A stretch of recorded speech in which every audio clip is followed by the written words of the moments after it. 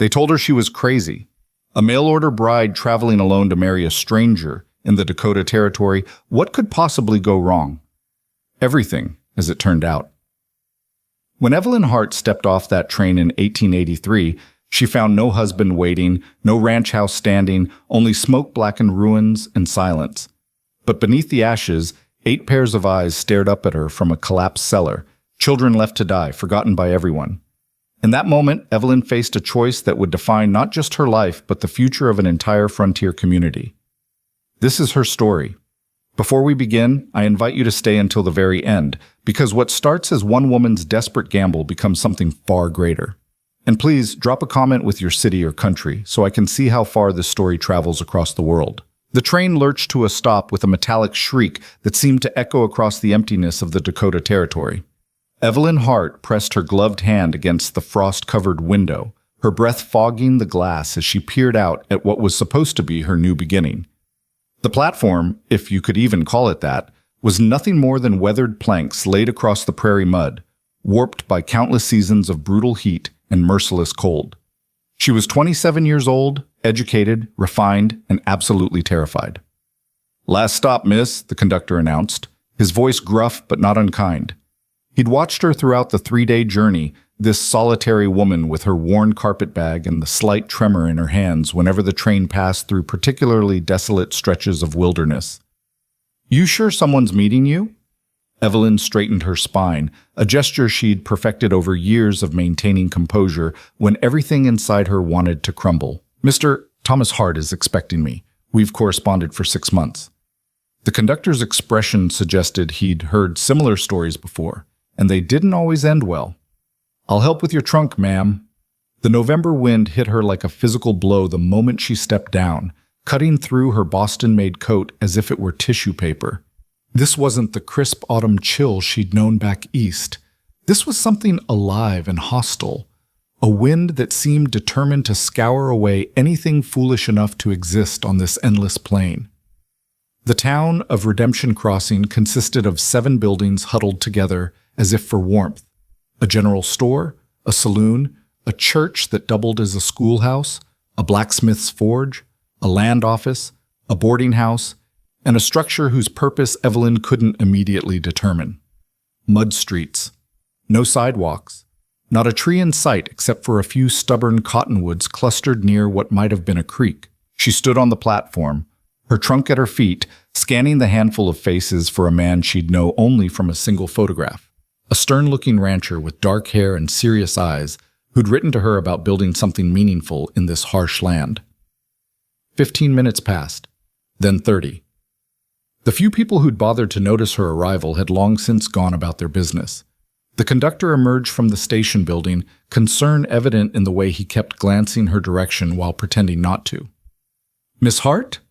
A woman approached, middle-aged and weather-beaten, wrapped in a shawl that had seen better decades. "You're Thomas Hart's intended?" "I am. I'm waiting for—" "You'd better come with me." The woman's tone carried something Evelyn couldn't quite identify. Pity? Fear? "I'm Marjorie Blackwood. I run the boarding house." "I appreciate the offer, but Mr. Hart will be here. Perhaps his wagon broke down, or—" "Child." Marjorie stepped closer, lowering her voice. "Thomas Hart is dead. Has been for near about 2 weeks now." The words hit Evelyn like a physical blow. Her vision narrowed, the edges going dark for just a moment. That's not possible. I received a letter from him just 3 weeks ago." 3 weeks ago, he was alive. Then the raiders came through. Marjorie's jaw tightened. "We sent word east, but I guess it didn't reach you in time. I'm sorry you came all this way for nothing." Nothing. The word echoed in Evelyn's mind. She'd sold everything she owned to afford the train ticket. She'd left behind a teaching position that barely paid enough for rent, a boarding house room that smelled of boiled cabbage and desperation, and a marriage proposal from a dry goods merchant who'd made it clear he wanted a housekeeper more than a wife. She'd burned every bridge, cashed in every favor, bet everything on this one chance at something different. "The homestead," Evelyn heard herself say. "Mr. Hart's property."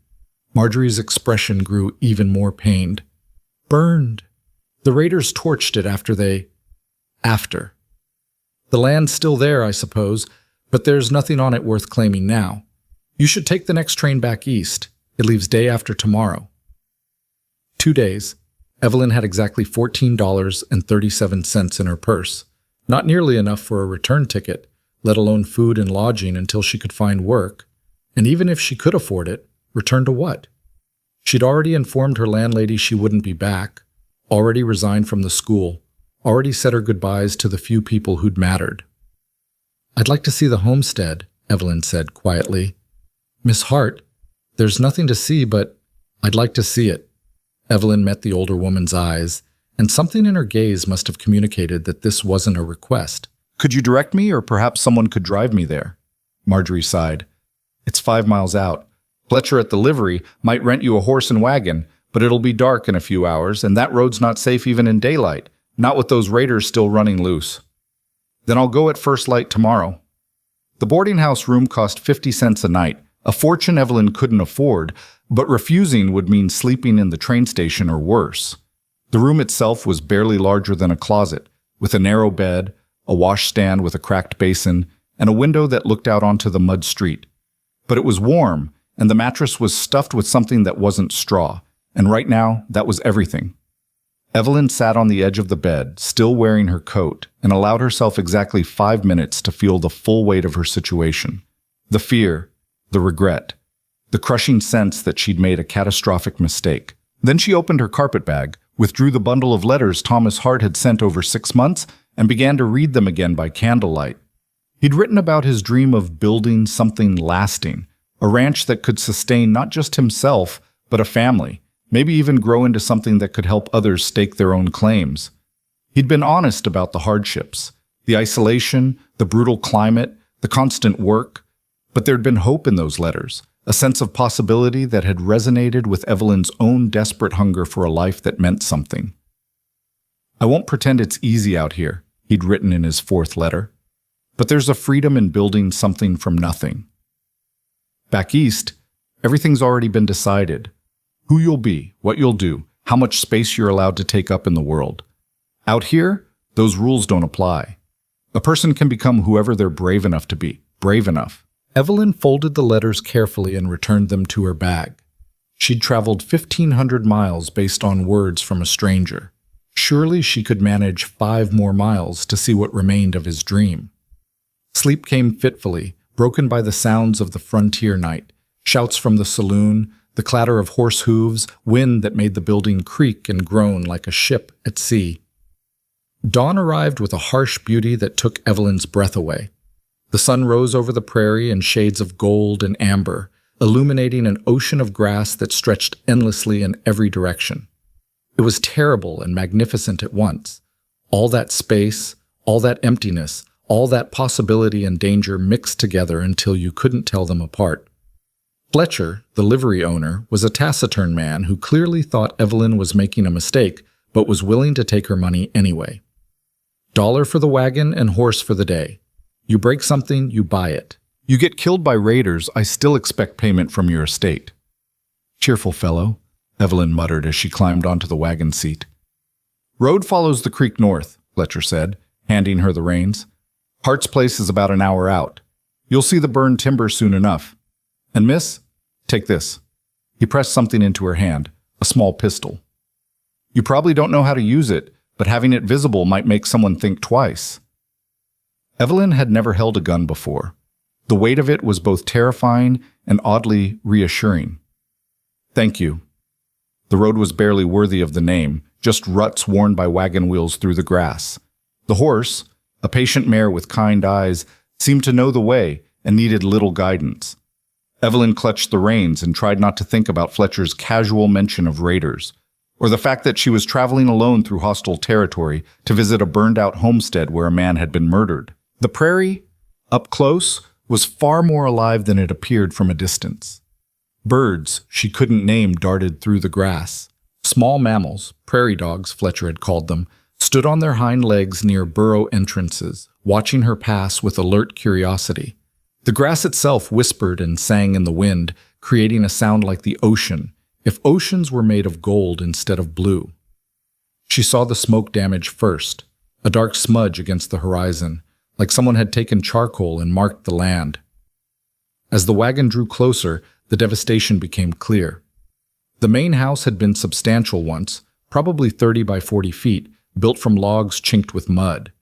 Now it was just blackened timber and collapsed roof beams, still radiating a faint smell of char despite 2 weeks of weather. Evelyn brought the wagon to a stop and sat for a long moment, taking it in. The barn had burned too, though portions of its stone foundation remained. A chicken coop, miraculously spared, listed to one side.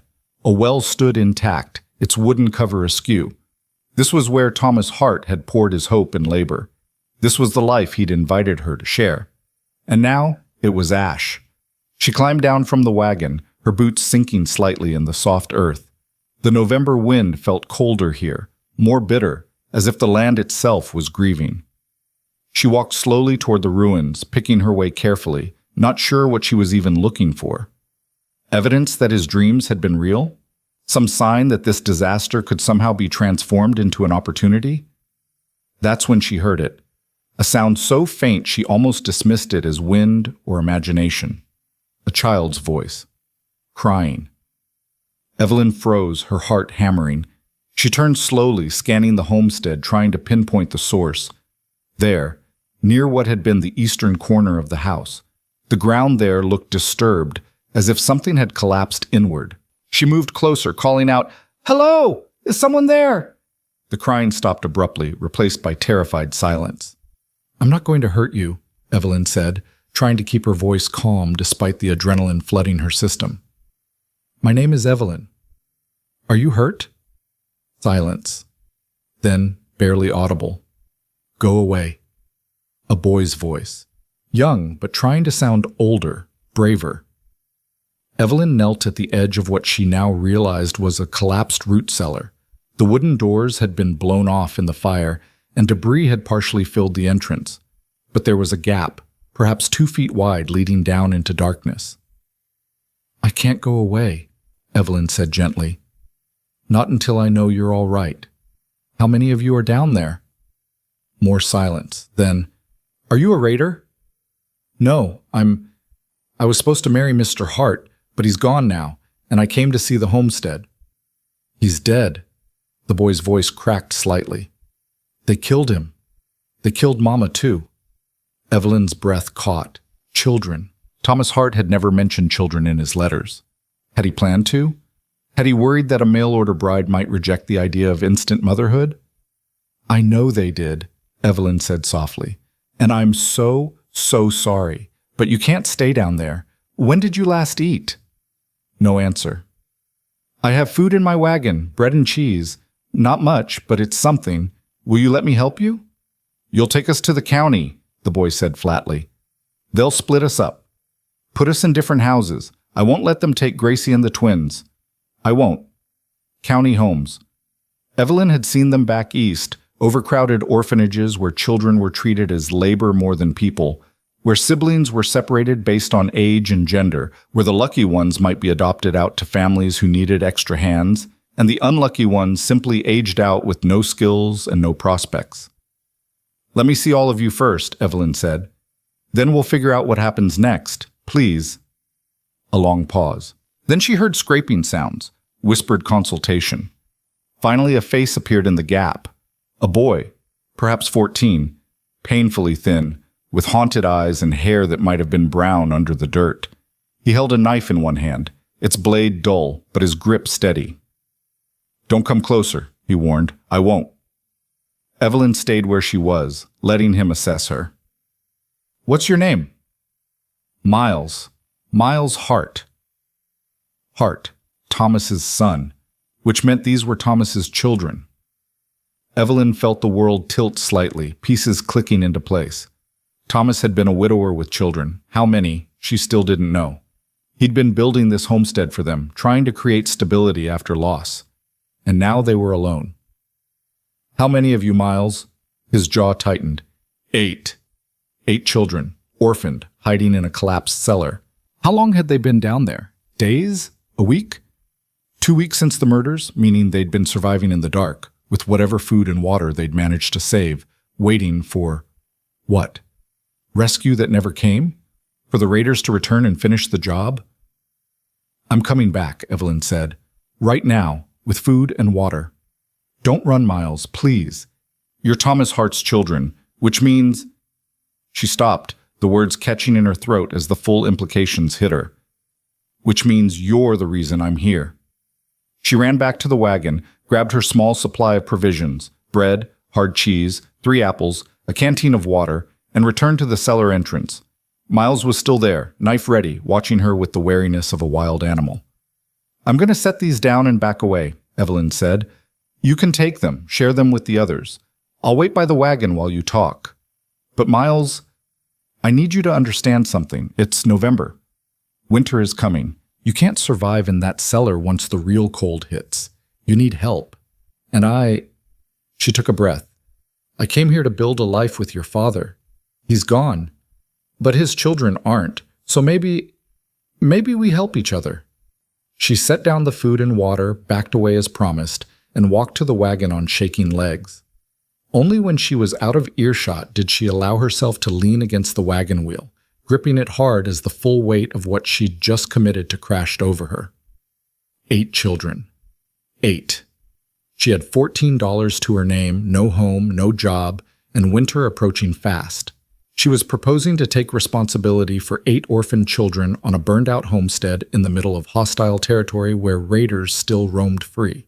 It was insane, impossible, beyond reckless. And yet, as Evelyn watched Miles emerge from the cellar with the food, followed by a parade of smaller faces, a girl about 12 clutching twin toddlers, another girl maybe 10 years old, a boy around 8, and 3 more ranging from 5 to 7, she felt something shift inside her chest.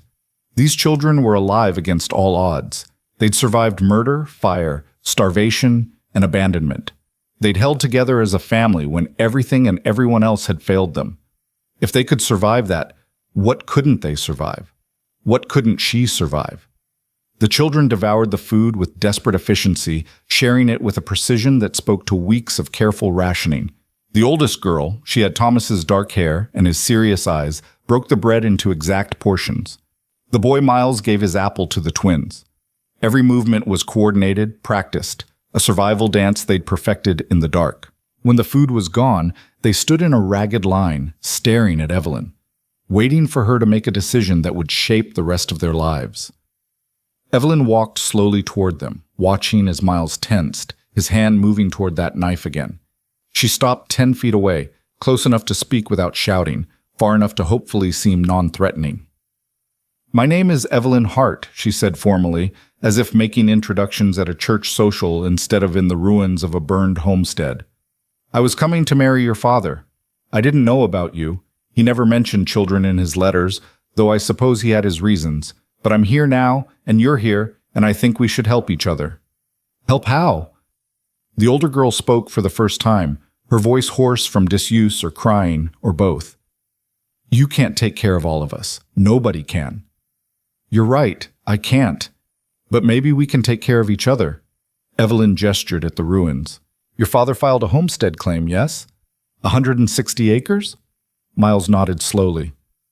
Under the Homestead Act, that claim can be inherited by family or transferred to a surviving spouse. I was coming here as your father's wife.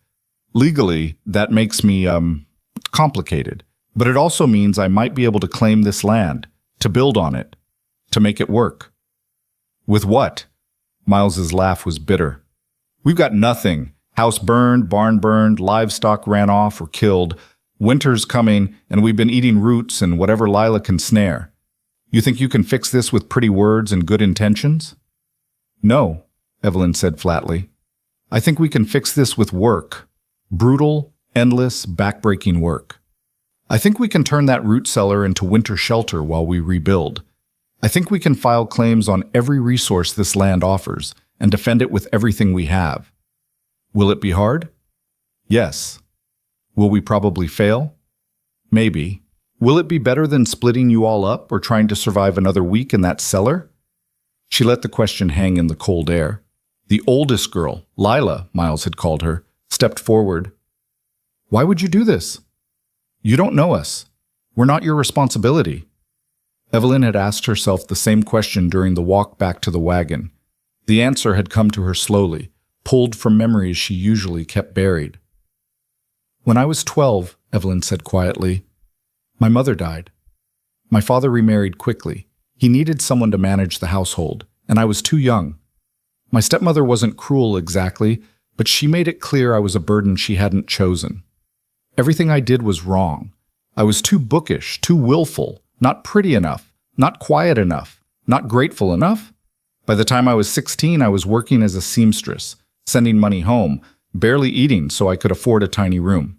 I taught myself to read better, to write well, to do arithmetic. I clawed my way into a teaching position that paid barely enough to survive.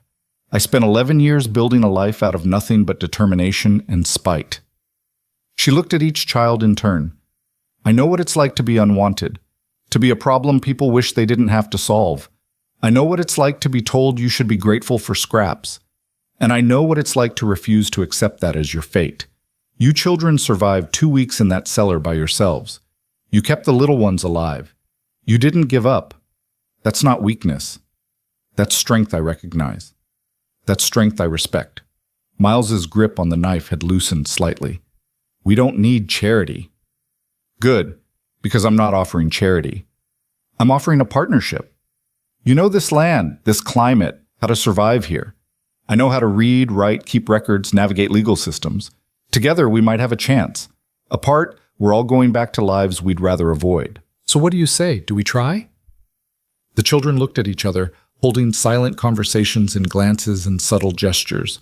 These children had learned to communicate without words, to read each other's fears and needs, to function as a unit. They'd survived by trusting each other when they couldn't trust anyone else. Finally, Lila spoke. "If we try this, and it doesn't work, you don't get to just leave us somewhere and walk away. If we're doing this, we're doing it all the way. All of us together, or not at all." "Agreed," Evelyn said without hesitation. "And we get a say in decisions, about the homestead, about what we build, all of it. You're not just taking over and bossing us around." "Agreed." "And the twins stay with me," a small voice piped up. One of the younger girls, maybe 7, clutching the hand of a toddler. "Nobody separates us." "Nobody separates anyone," Evelyn promised. "We're a family now. Families stay together." Miles finally lowered the knife. "The root cellar's not going to fit 9 people comfortably." "Then we make it fit uncomfortably until we can do better. Show me what we're working with." The root cellar was worse than Evelyn had imagined. Built into the hillside behind where the house had stood, it had been designed for food storage, not habitation. Perhaps 8 feet by 12 feet, with a ceiling so low even the children had to stoop. The fire had caused part of the entrance to collapse, cutting off much of the ventilation. The children had been living in what was essentially a tomb, dark, cold, damp, with barely enough air. But it was shelter, and shelter was everything. "First priority is making this safe and livable," Evelyn said, mentally cataloging problems. "We need to clear the entrance properly, shore up the ceiling, improve ventilation. We need bedding, real bedding, not just whatever you've been using. We need a stove or at least a safe way to heat the space. We need food supplies to get through winter. We need everything," Lila said flatly. "How do we pay for everything?" Evelyn pulled out her purse and dumped its contents into her palm. $13.87. She'd spent 50 cents on the boarding house room. "This is what we have. We'll have to make it count." Miles laughed, but there was no humor in it. "That won't even cover a week's worth of food for 9 people. Then we get creative. The homestead claim might be worth something. The land office might extend credit based on the claim. The church might have supplies. We can salvage material from the burned buildings. We can hunt, trap, forage. We can work ourselves to death," Miles finished. "You really think this is possible?" Evelyn looked at the 8 thin, exhausted, traumatized children staring at her. She thought about Thomas Hart's letters, about his dream of building something lasting. She thought about her own 11 years of clawing her way toward a better life, of refusing to accept that her circumstances defined her limits. "I think," she said slowly, "that possible and impossible are just words. What matters is what we actually do. So let's start doing." The first task was practical and immediate, getting the children clean. Evelyn heated water from the well using a salvaged pot and the campfire Fletcher had suggested she build. The children took turns washing, modest and embarrassed, while Evelyn examined them for injuries or illness. They were malnourished, covered in minor cuts and bruises, their feet wrapped in rags that had once been clothing. But they were alive, and in better shape than they had any right to be. The second task was inventory. What did they actually have to work with? The list was devastating. 1 dull knife, 3 tin cups, a cracked pot, some rope, the clothes on their backs, a few charred tools salvaged from the ruins, and whatever was left in the collapsed cellar, mostly empty storage barrels and dirt. The third task was planning. Evelyn made the children sit with her around the fire as the sun began to set, and together they mapped out survival priorities. "We have 3 immediate problems," Evelyn said: shelter, food, and winter supplies. The cellar can house us temporarily if we make improvements. For food, we'll need to combine multiple strategies: hunting, trapping, foraging, and purchasing staples with our limited cash. For winter supplies, we need bedding, warmer clothes, firewood, and a safe heat source. What am I missing? Safety, Miles said grimly. The raiders could come back. Evelyn had been trying not to think about that. How many were there? Do you know why they attacked? Miles's face went hard. 6 of them. They've been hitting homesteads across the territory, taking whatever they want. Pa tried to fight them off. Ma too. They didn't stand a chance. Lila wrapped her arms around 2 of the smaller children, who'd started crying at the memory. We hid in the cellar. Pa had built it strong, with a hidden entrance. They didn't find us. But we heard everything. The weight of trauma settled over the group like a blanket. These children had listened while their parents were murdered. They'd hidden in the dark, terrified, waiting for death. And then they'd emerged to find their home destroyed and their lives shattered. "I'm so sorry," Evelyn said softly. "I can't imagine how frightening that was. But you survived. You stayed together, you protected each other, and now we're going to make sure you're safe.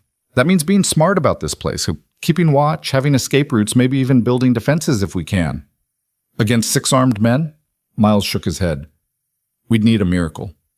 Or we need to be too much trouble to be worth attacking," Evelyn said. "Raiders go after easy targets.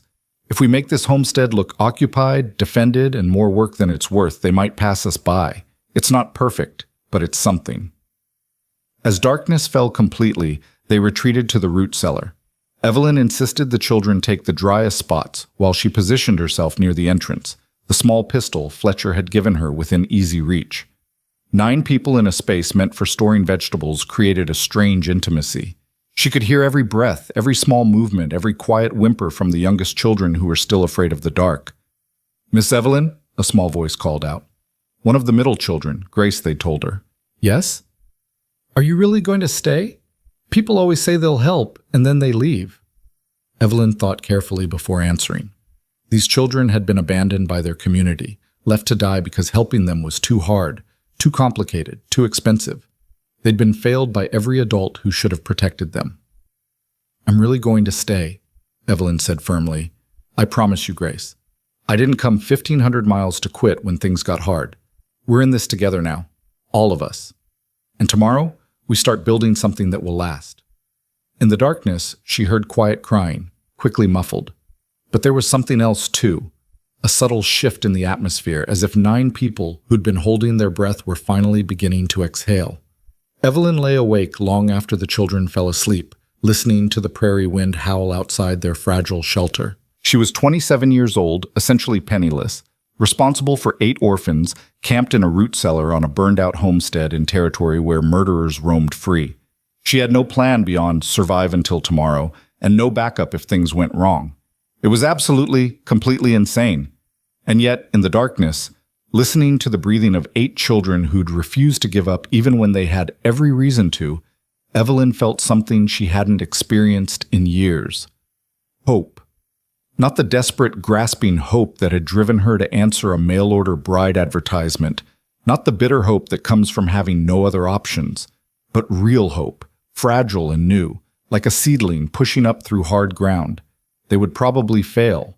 The odds were stacked impossibly against them. But for the first time in her adult life, Evelyn was doing something that mattered for reasons beyond simple survival.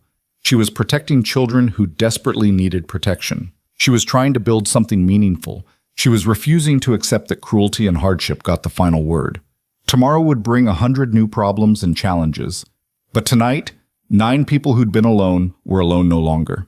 And sometimes that was enough to start with. Dawn came too soon, and not soon enough. Evelyn woke to the sound of children stirring in the cramped darkness, small bodies trying to move without disturbing others, whispered conversations about who needed to use the privy first and whether there was any food left. She'd barely slept, her mind churning through impossible calculations, how to stretch $13 across 9 people, how to winterize a root cellar never meant for habitation, how to keep children safe when she barely knew how to keep herself alive. "Miss Evelyn?" Miles stood at the entrance, silhouetted against the gray morning light. "You're awake." "I am." She pushed herself upright, every muscle protesting. The cold had seeped into her bones overnight, despite her wool coat. How much worse must it be for the children in their thin, ragged clothing? "We need to get to town. Make a list of everything, and I mean everything. We need to survive the next month." Lila appeared beside her brother, already holding a scrap of paper and a stub of pencil they'd salvaged from the ruins. "I've been keeping track. It's long." "Show me." The list was devastating in its completeness. Flour, cornmeal, salt, sugar, lard, beans, dried meat, coffee, blankets, winter coats, boots, nails, lumber, a stove, lamp oil, matches, soap, medicine, fabric for clothing. Lila had even estimated quantities based on 9 people lasting through a Dakota winter. "This would cost at least $60, Evelyn said quietly. "Probably more." "I know." Lila's voice was flat, resigned. "I told you, we have nothing." Evelyn studied the girl more closely in the morning light. 12 years old, maybe 13, with her father's steady gaze and a competence far beyond her years. She'd been managing her siblings' survival while grieving her parents' murder. She'd kept them organized, rationed food, maintained hope. This child was remarkable. "We'll figure it out," Evelyn said. "Get everyone ready. We're going back to Redemption Crossing." The wagon ride back was crowded and uncomfortable. 9 people crammed into a space meant for 4. The younger children sat on laps, the older ones perched on the sides, everyone holding on as the wagon lurched over the rough road. But there was something almost hopeful about it. Voices talking instead of whispering, children pointing out prairie dogs and hawks, the twins laughing when the wagon hit a particularly deep rut. Fletcher's expression when Evelyn returned with 8 additional passengers was priceless. Shock, confusion, then a slow understanding that made his weathered face soften slightly. "Hart's kids," he said, not a question. "Hart's kids?" Evelyn confirmed. "They've been surviving in the root cellar since the raid." Fletcher swore softly. 2 weeks? How the hell? He stopped, glancing at the children. "Never mind. You keeping them?" "Yes." "You're crazier than I thought." But he said it almost fondly. "You'll need supplies, lots of them. You got money?" "Some. Not enough." Fletcher looked at the children, then back at Evelyn. "Tibbs at the general store is a hard man, but he's not completely heartless. And Marjorie Blackwood has a soft spot for orphans. Lost her own kids to scarlet fever years back. Might be they'll extend you credit if you ask right." "What's asking right look like out here?" "Honesty? Frontier folks don't have patience for fancy words or manipulation. You tell them the situation straight, tell them what you need, tell them how you plan to make it work. Then you let them decide." Fletcher handed Miles the horse's lead rope. "Boy, you know how to care for a horse?" Miles nodded. "Then you and your siblings take care of unhitching and rubbing her down. She needs water and feed. Miss Hart and I need to talk business." The children scrambled to follow instructions with an efficiency that spoke to their upbringing. Thomas Hart had clearly taught them to work, to contribute, to take responsibility. Watching them, Evelyn felt a fresh wave of grief for the man she'd never meet, a man who'd been building something good before violence destroyed it. "You know what you're taking on?" Fletcher asked once the children were out of earshot. 8 kids, dead of winter coming, no house, no money, no experience ranching. Most men would consider those odds impossible." "I'm not most men." No, you're not. You're one woman with a death wish or a hero complex. I haven't decided which. He pulled out a pipe, tamping tobacco into it with practiced motions. But I'll tell you something true. Those kids needed somebody. County was going to split them up next week, soon as the circuit judge came through. Miles would have gone to one farm, Lila to another, the little ones scattered like seeds. That boy swore he'd run first, take them all into the prairie, and take their chances. Evelyn's throat tightened. He would have done it too. Damn right he would have. Which means they'd have been dead by Christmas. Fletcher lit his pipe, the smoke curling up into the cold morning air. So maybe you're crazy for taking this on, but at least you're crazy in a direction that might save some lives. I'll spread the word. Hart's mail-order bride is filing the homestead claim and keeping the kids together. Folks might surprise you. The general store was a revelation in frontier commerce. Everything from nails to nightgowns crammed into a space hardly bigger than Evelyn's Boston boarding house room. Tibbs, the proprietor, was a lean man with sharp eyes and the air of someone who'd calculated the profit margin on everything in his store down to the penny. "Miss Hart," he nodded at her entrance, "heard you arrived yesterday. Condolences about Thomas." "Thank you. I'm here because I need supplies and I need to be honest about my situation." She laid it out plainly. The children, the burned homestead, the determination to file the claim and rebuild, the limited resources. She showed him Lila's list and asked him to price it. Tibbs studied the list for a long moment, his expression unreadable. "This would run you about $75, maybe $80, depending on quality." "You say you have $13? "Yes." "That's not even close, Miss Hart." "I know, which is why I'm asking for credit. I'll pay you back with interest once we start producing something to sell." Thomas Hart had plans for a working ranch, cattle, possibly wheat, maybe a way station for travelers. I intend to make those plans work. Those plans required Thomas Hart, a man who knew ranching, knew the land, knew how to survive out here. No offense, but you're a city woman with no experience and a pile of hungry mouths to feed. How do I know you won't just fail and leave me holding the debt? It was a fair question. Evelyn couldn't even argue with his logic. She was asking him to gamble on something that looked like a guaranteed loss. "You don't know," she admitted. "But let me tell you what I do know. Those 8 children survived 2 weeks alone in a collapsed root cellar with almost no food and no help. They kept themselves organized, kept the youngest ones safe, and didn't give up. That's not weakness, Mr. Tibbs. That's the kind of strength that builds something lasting. I'm educated, I'm resourceful, and I've spent 11 years surviving on determination alone. Together, we have a chance, not a guarantee. I won't insult you with false promises, but a chance. And sometimes a chance is all anyone gets." Tibbs drummed his fingers on the counter, thinking. The store was quiet except for the ticking of a clock and the sound of children's voices outside, where they waited with the wagon. "I'll give you $30 in credit," he said finally. "Enough for basics, flour, cornmeal, beans, salt, lard, some lamp oil and matches. That'll keep you fed through winter if you're careful. But not the winter clothes, not the lumber, not the stove. You'll have to find those elsewhere or do without." It wasn't enough. Not nearly enough. But it was more than Evelyn had expected, and far more generous than Tibbs probably should have offered. "Thank you," she said, meaning it. "I won't forget this." "You're damn right you won't, because I'll be collecting come spring, with interest." But his expression had softened slightly. "And Miss Hart? There's a church gathering on Sunday. You should come, bring the kids. Frontier communities take care of their own, and those children are Thomas Hart's legacy. Folks might be willing to help if they see you're serious about this." The next stop was Marjorie Blackwood's boarding house. The older woman was in her kitchen, kneading bread dough with the practiced efficiency of someone who'd been feeding people for decades. "You're back," Marjorie said, not looking up from her work. "And you brought the Hart children. How did you Small town. Word travels faster than prairie fire." She finally looked up, her eyes sharp and assessing. "You planning to keep them?" "Yes." "You know that's impossible." "Several people have mentioned that." Marjorie wiped her flour-covered hands on her apron and came around the counter. "Show me the children." They were still by the wagon, taking turns giving the horse water from a bucket Miles had found.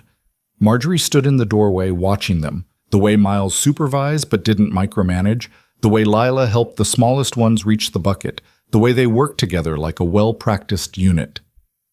Thomas's wife, Mary was her name, she was a good woman, Marjorie said quietly. Practical, strong, loved those children fierce. Thomas too, though he wasn't one for big emotional displays. They came out here 5 years ago, full of hope and plans, built that homestead from nothing, and then raiders took it all away in one night. I'm going to rebuild it, Evelyn said, with the children, for the children. With what? You need money for that, girl, money you don't have. I need a lot of things I don't have, but I'm willing to work for them. Evelyn turned to face the older woman directly. Mrs. Blackwood, Fletcher said you have experience with loss, that you understand what it means to lose children. I'm asking, not as charity, but as one woman to another, is there anything you can do to help? Even advice would be valuable. Marjorie's expression flickered, pain, memory, something that might have been respect. Come inside and bring those children. They look half-starved. The boarding house kitchen was warm and smelled like bread and coffee. Marjorie sat the children at her large wooden table and, without asking permission, began serving them. Thick slices of bread with butter, hard-boiled eggs, milk that made the younger one's eyes widen with delight. She worked in silence while they ate, and Evelyn watched as 8 traumatized, wary children slowly began to relax in the presence of food and warmth. My husband and I came out here 30 years ago, Marjorie said, finally, setting a cup of coffee in front of Evelyn. Had 3 children, 2 boys and a girl. Scarlet fever took all 3 in 1 week. I thought I'd die too, from grief if nothing else. But I didn't. I kept cooking, kept running this place, kept waking up every morning. Eventually I realized something. Grief doesn't go away, but you can build something alongside it, something that honors what you lost. She sat down heavily, her joints creaking. I have blankets, quilts I made years ago that nobody uses. I have winter coats that were my boys'. They'd be too big for your youngest, but they'd fit the older children. I have fabric scraps for patching, and I have something else that might be more valuable than any of that. What? Evelyn asked. I have connections. There's a carpenter, name of Samuel Reed, who drinks too much and works too little, but he's skilled when he's sober. Lost his wife last year, been wandering ever since. Might be he'd work for food and a place to sleep, help you shore up that root cellar, and maybe build some basic structures before the real cold hits. And there's Doc Pritchard. He's getting old, could use an apprentice. Your Lila looks smart enough. If she's interested in medicine, he might teach her in exchange for help around his office. Evelyn felt something loosen in her chest. Hope, real and tangible. Why would you do this? Because I'm an old woman who's seen too much death, and not enough people willing to fight against it. Marjorie's voice was gruff. And because those children deserve better than what happened to them. And because you, foolish as you are, remind me of myself 30 years ago, too stubborn to know when to quit. Miles looked up from his bread, his expression cautious. If we take your help, what do you want in return? Smart boy, Marjorie smiled slightly. I want you children to survive. I want you to learn skills, work hard, and build something your parents would be proud of. And someday, when you're grown and established, I want you to help the next desperate person who shows up with nothing but determination. That's how the frontier works. We lift each other up, and someday they lift someone else. That afternoon was a whirlwind of activity. Marjorie loaded the wagon with quilts, coats, and fabric. She packed a crate with preserved vegetables from her own cellar, carrots, turnips, pickled beets. She added a jar of salvie for cuts and bruises, a precious bottle of laudanum for emergencies, and a cookbook with recipes adjusted for frontier cooking. Doc Pritchard arrived after hearing about the situation from Marjorie. He was 70 if he was a day, with gentle hands and keen eyes that missed nothing.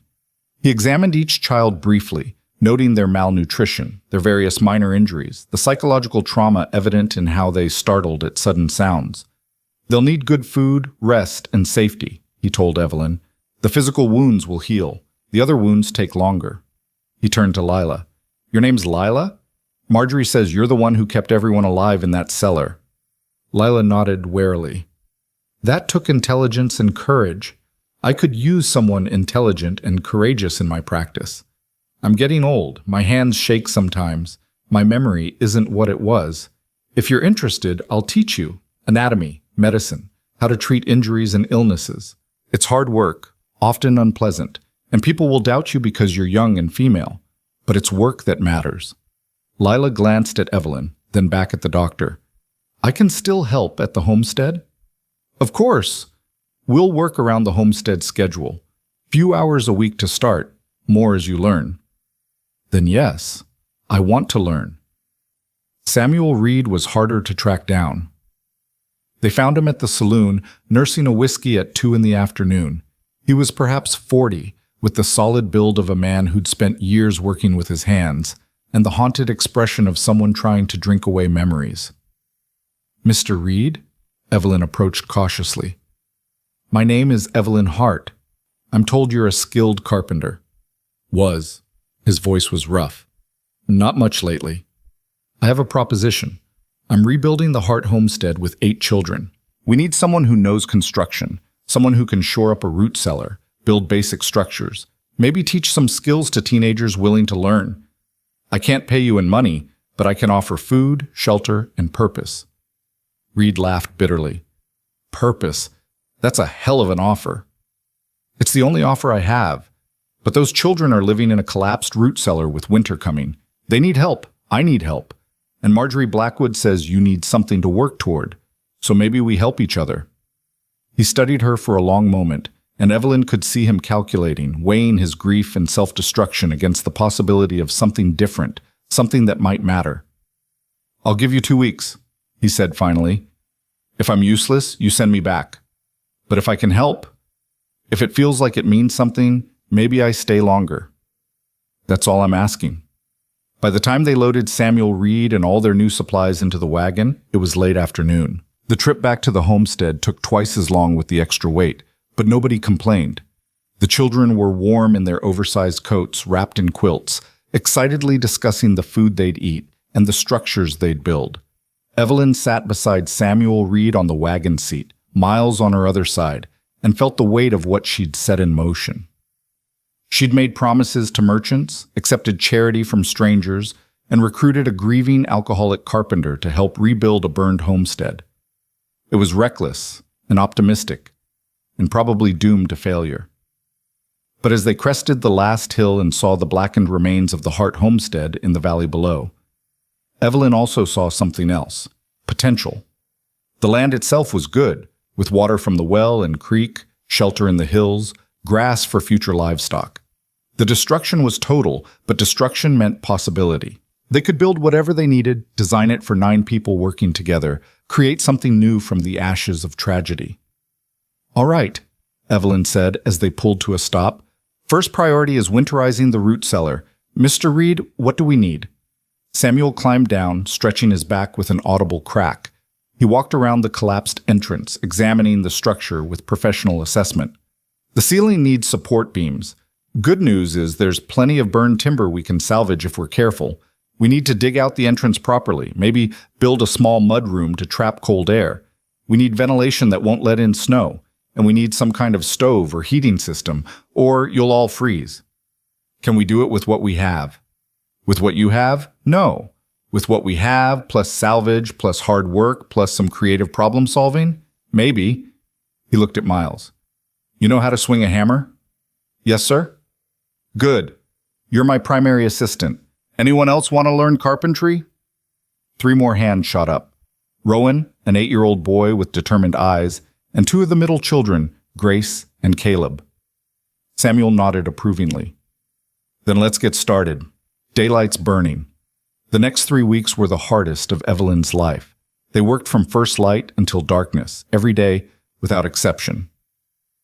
Samuel Reed taught the children carpentry basics while Evelyn and Lila organized the supplies, rationed food, and maintained their makeshift household. They salvaged timber from the burned buildings, carefully testing each piece for structural integrity.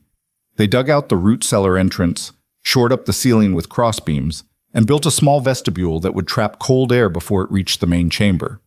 They didn't have a proper stove, but Samuel rigged a ventilated firebox from salvaged metal and stones, with a chimney made from stovepipe he'd traded labor to acquire from the blacksmith. It was crude, dangerous, if not carefully monitored, but it generated heat and allowed for cooking.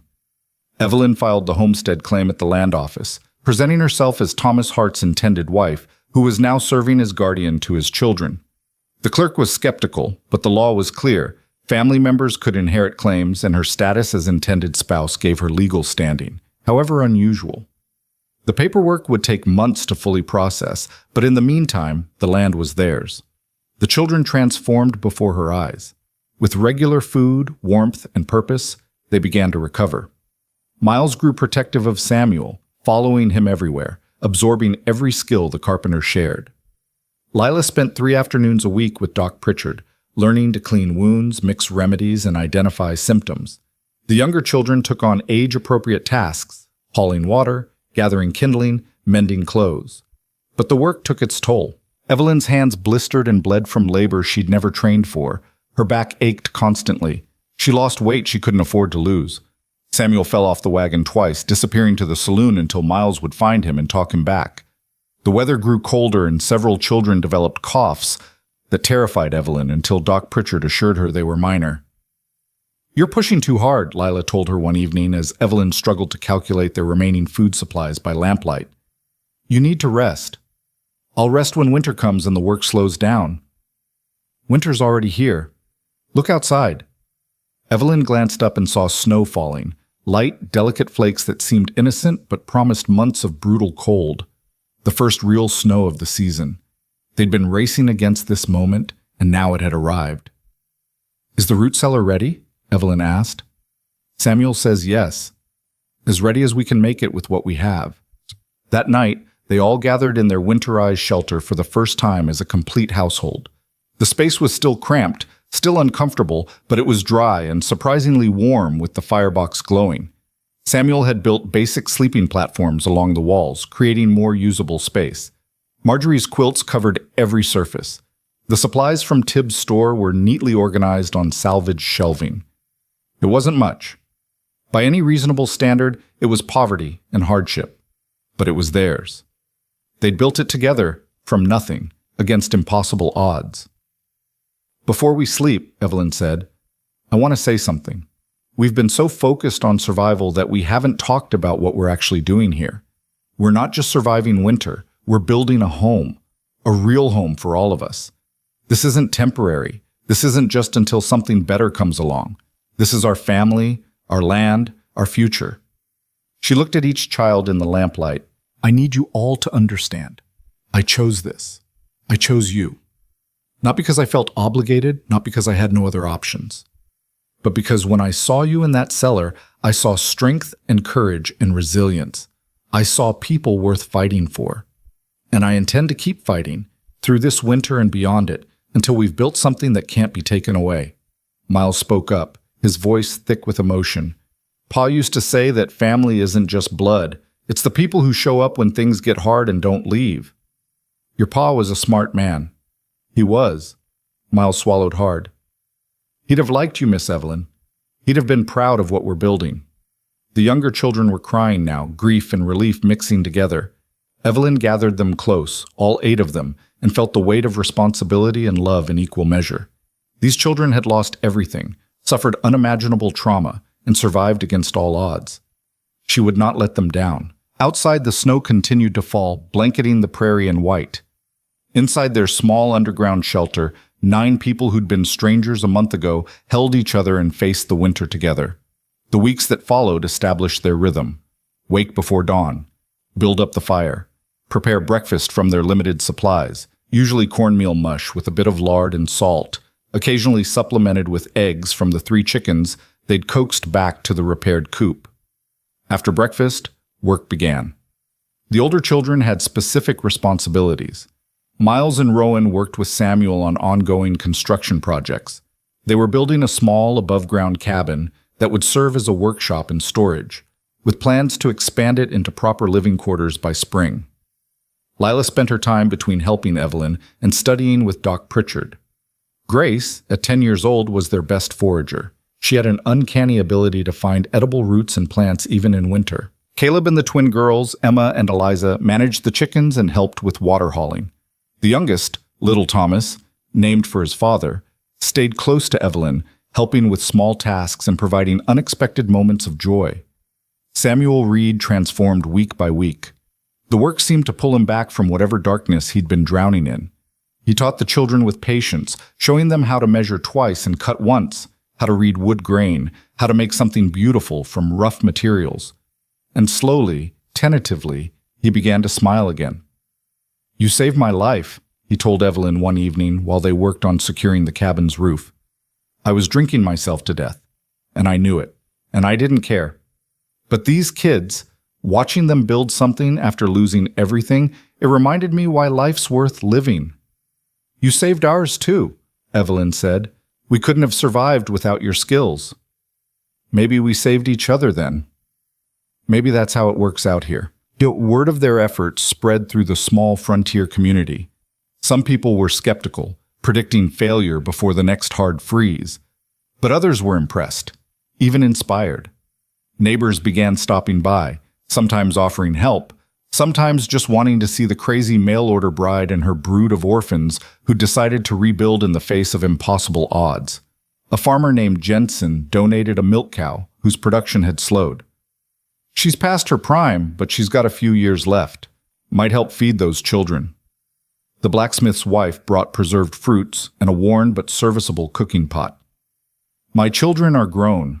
I remember what it's like to feed a large family."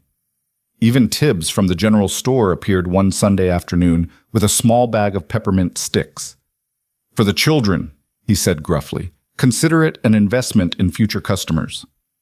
The community's slow acceptance meant everything. Evelyn had worried they'd be seen as charity cases, as outsiders taking advantage of frontier generosity. Instead, they were becoming part of the fabric of Redemption Crossing, people who'd faced tragedy and chosen to rebuild rather than retreat. But not everyone was supportive.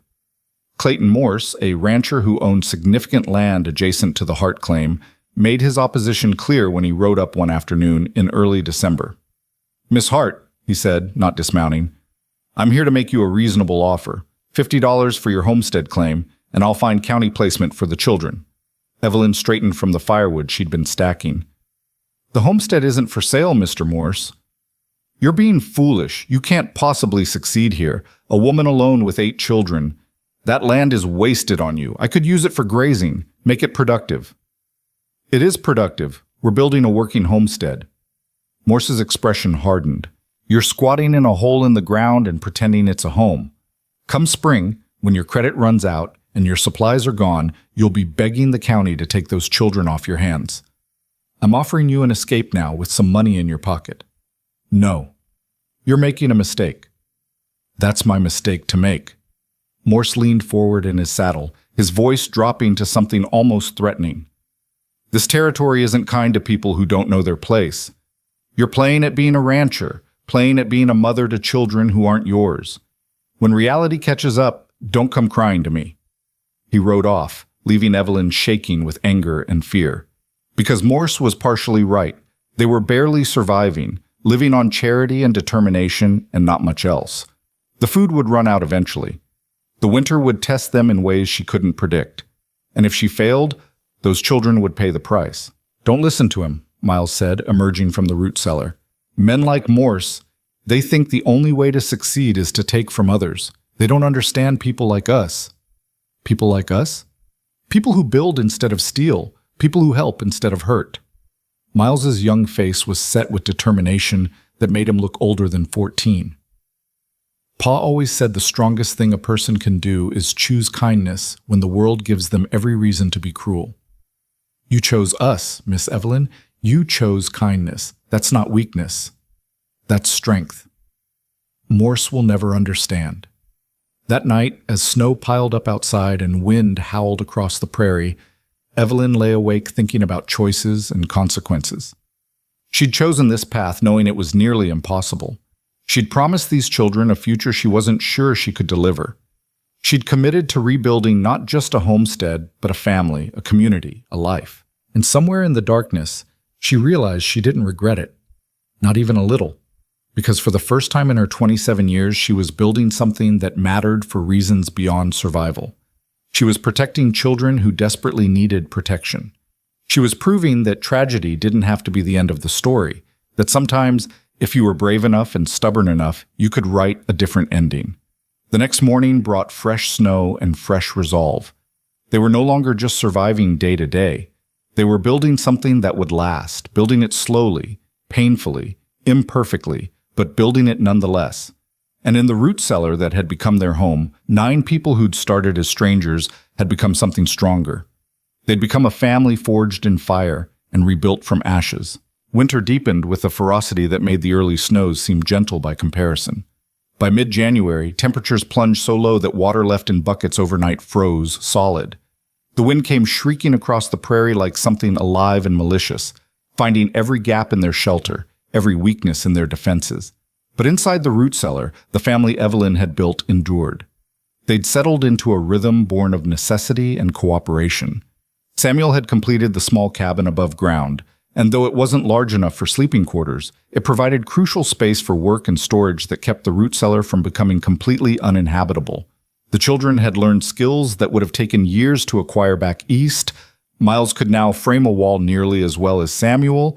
Lila could set a broken bone and mix a fever remedy. Grace knew which roots and bark could be eaten, even in deep winter. But the strain was showing. Their food supplies, carefully rationed, were dwindling faster than Evelyn had calculated. The cornmeal barrel was half empty. The beans were running low. The preserved vegetables from Marjorie were nearly gone. Evelyn had started reducing her own portions, giving extra to the growing children, and she could feel her clothes hanging looser despite the layers she wore against the cold. "You're not eating enough," Lila said one morning, watching Evelyn divide breakfast into 9 portions that seemed to shrink daily. "I'm eating what I need." "You're lying. I can see it in your face. You're giving us your share." Lila's medical training had made her observant in ways that were sometimes uncomfortable. "If you get sick, we all suffer. You need to eat properly." "We'll get more supplies soon. Doc Pritchard said the circuit rider should arrive by month's end with deliveries from the territorial capital. We can purchase additional staples then." With what money? We're already in debt to Tibbs for $40. You think he'll extend more credit? It was a fair question, and one Evelyn didn't have a good answer for. Their situation had stabilized, but stability wasn't the same as security. They were one disaster away from collapse, one serious illness, one major expense, one harsh stroke of bad luck. That disaster arrived on a Friday night in late January, carried on a blizzard wind that would have kept any sensible person sheltered indoors. The first warning was the dogs. Several weeks earlier, a pair of half-wild prairie dogs had started hanging around the homestead, drawn by scraps the children left out. Miles had gradually tamed them, and they'd become unofficial guardians, alert to any approaching danger. That night, they began barking frantically, a sound that cut through even the howling wind. Evelyn was awake instantly, her hand reaching for the pistol she now kept within reach at all times. Around her the children stirred, confusion turning to fear as the dogs' barking intensified. "Miles," Evelyn whispered urgently, "get everyone up, quietly." Miles moved through the shelter with practiced efficiency, rousing his siblings with gentle touches and whispered words.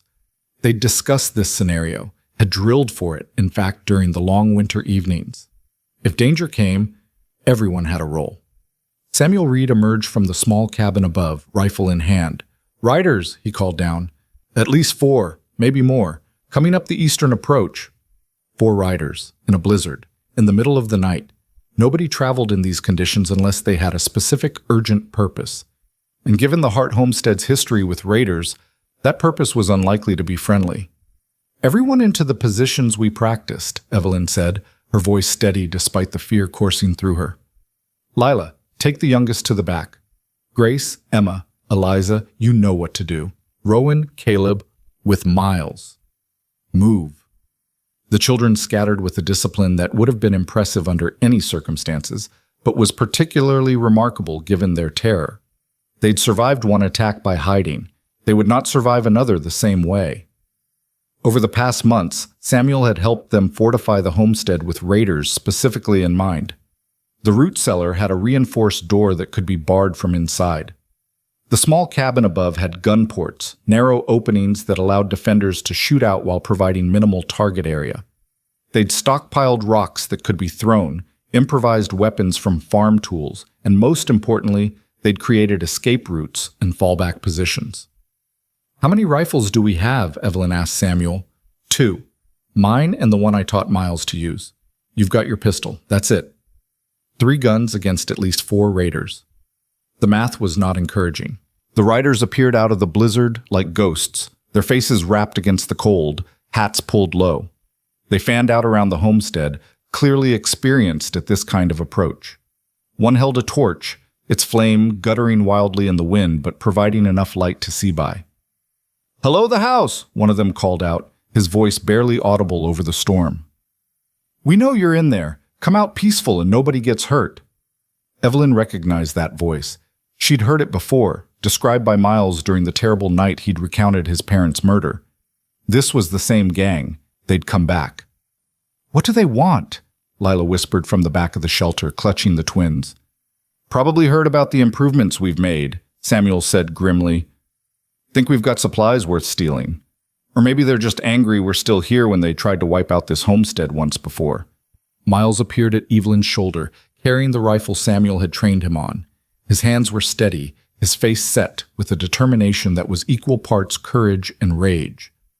"I'm not hiding this time." "Miles, they killed my parents. I hid then because I had to protect my siblings. But we're not helpless anymore. We've built defenses, we've prepared, and I'm not letting them take what we've built." Evelyn looked at this 14-year-old boy who'd been forced to become a man far too young and made a decision that went against every protective instinct she had. "You take the north gun port in the cabin. Samuel takes the south. I'll defend the root cellar entrance. Nobody fires unless they breach our perimeter. Understood?" "Understood." "And Miles, your parents would be proud of the man you're becoming, but they'd also want you alive. Don't take stupid risks." He nodded once, then climbed the ladder to the cabin above, moving with the careful precision of someone who knew a single mistake could be fatal. The raider called out again, "We can wait all night, or we can burn you out like we did before. Your choice." Evelyn positioned herself at the reinforced door, peering through a narrow gap. The raiders had dismounted, moving closer to the cabin. They were armed. She could see rifles, pistols, the torch that could indeed burn them out if the raiders got close enough to the wooden structures. But something else struck her about the scene. These men looked cold, tired, almost desperate. Their horses were thin, their clothing inadequate for the brutal winter.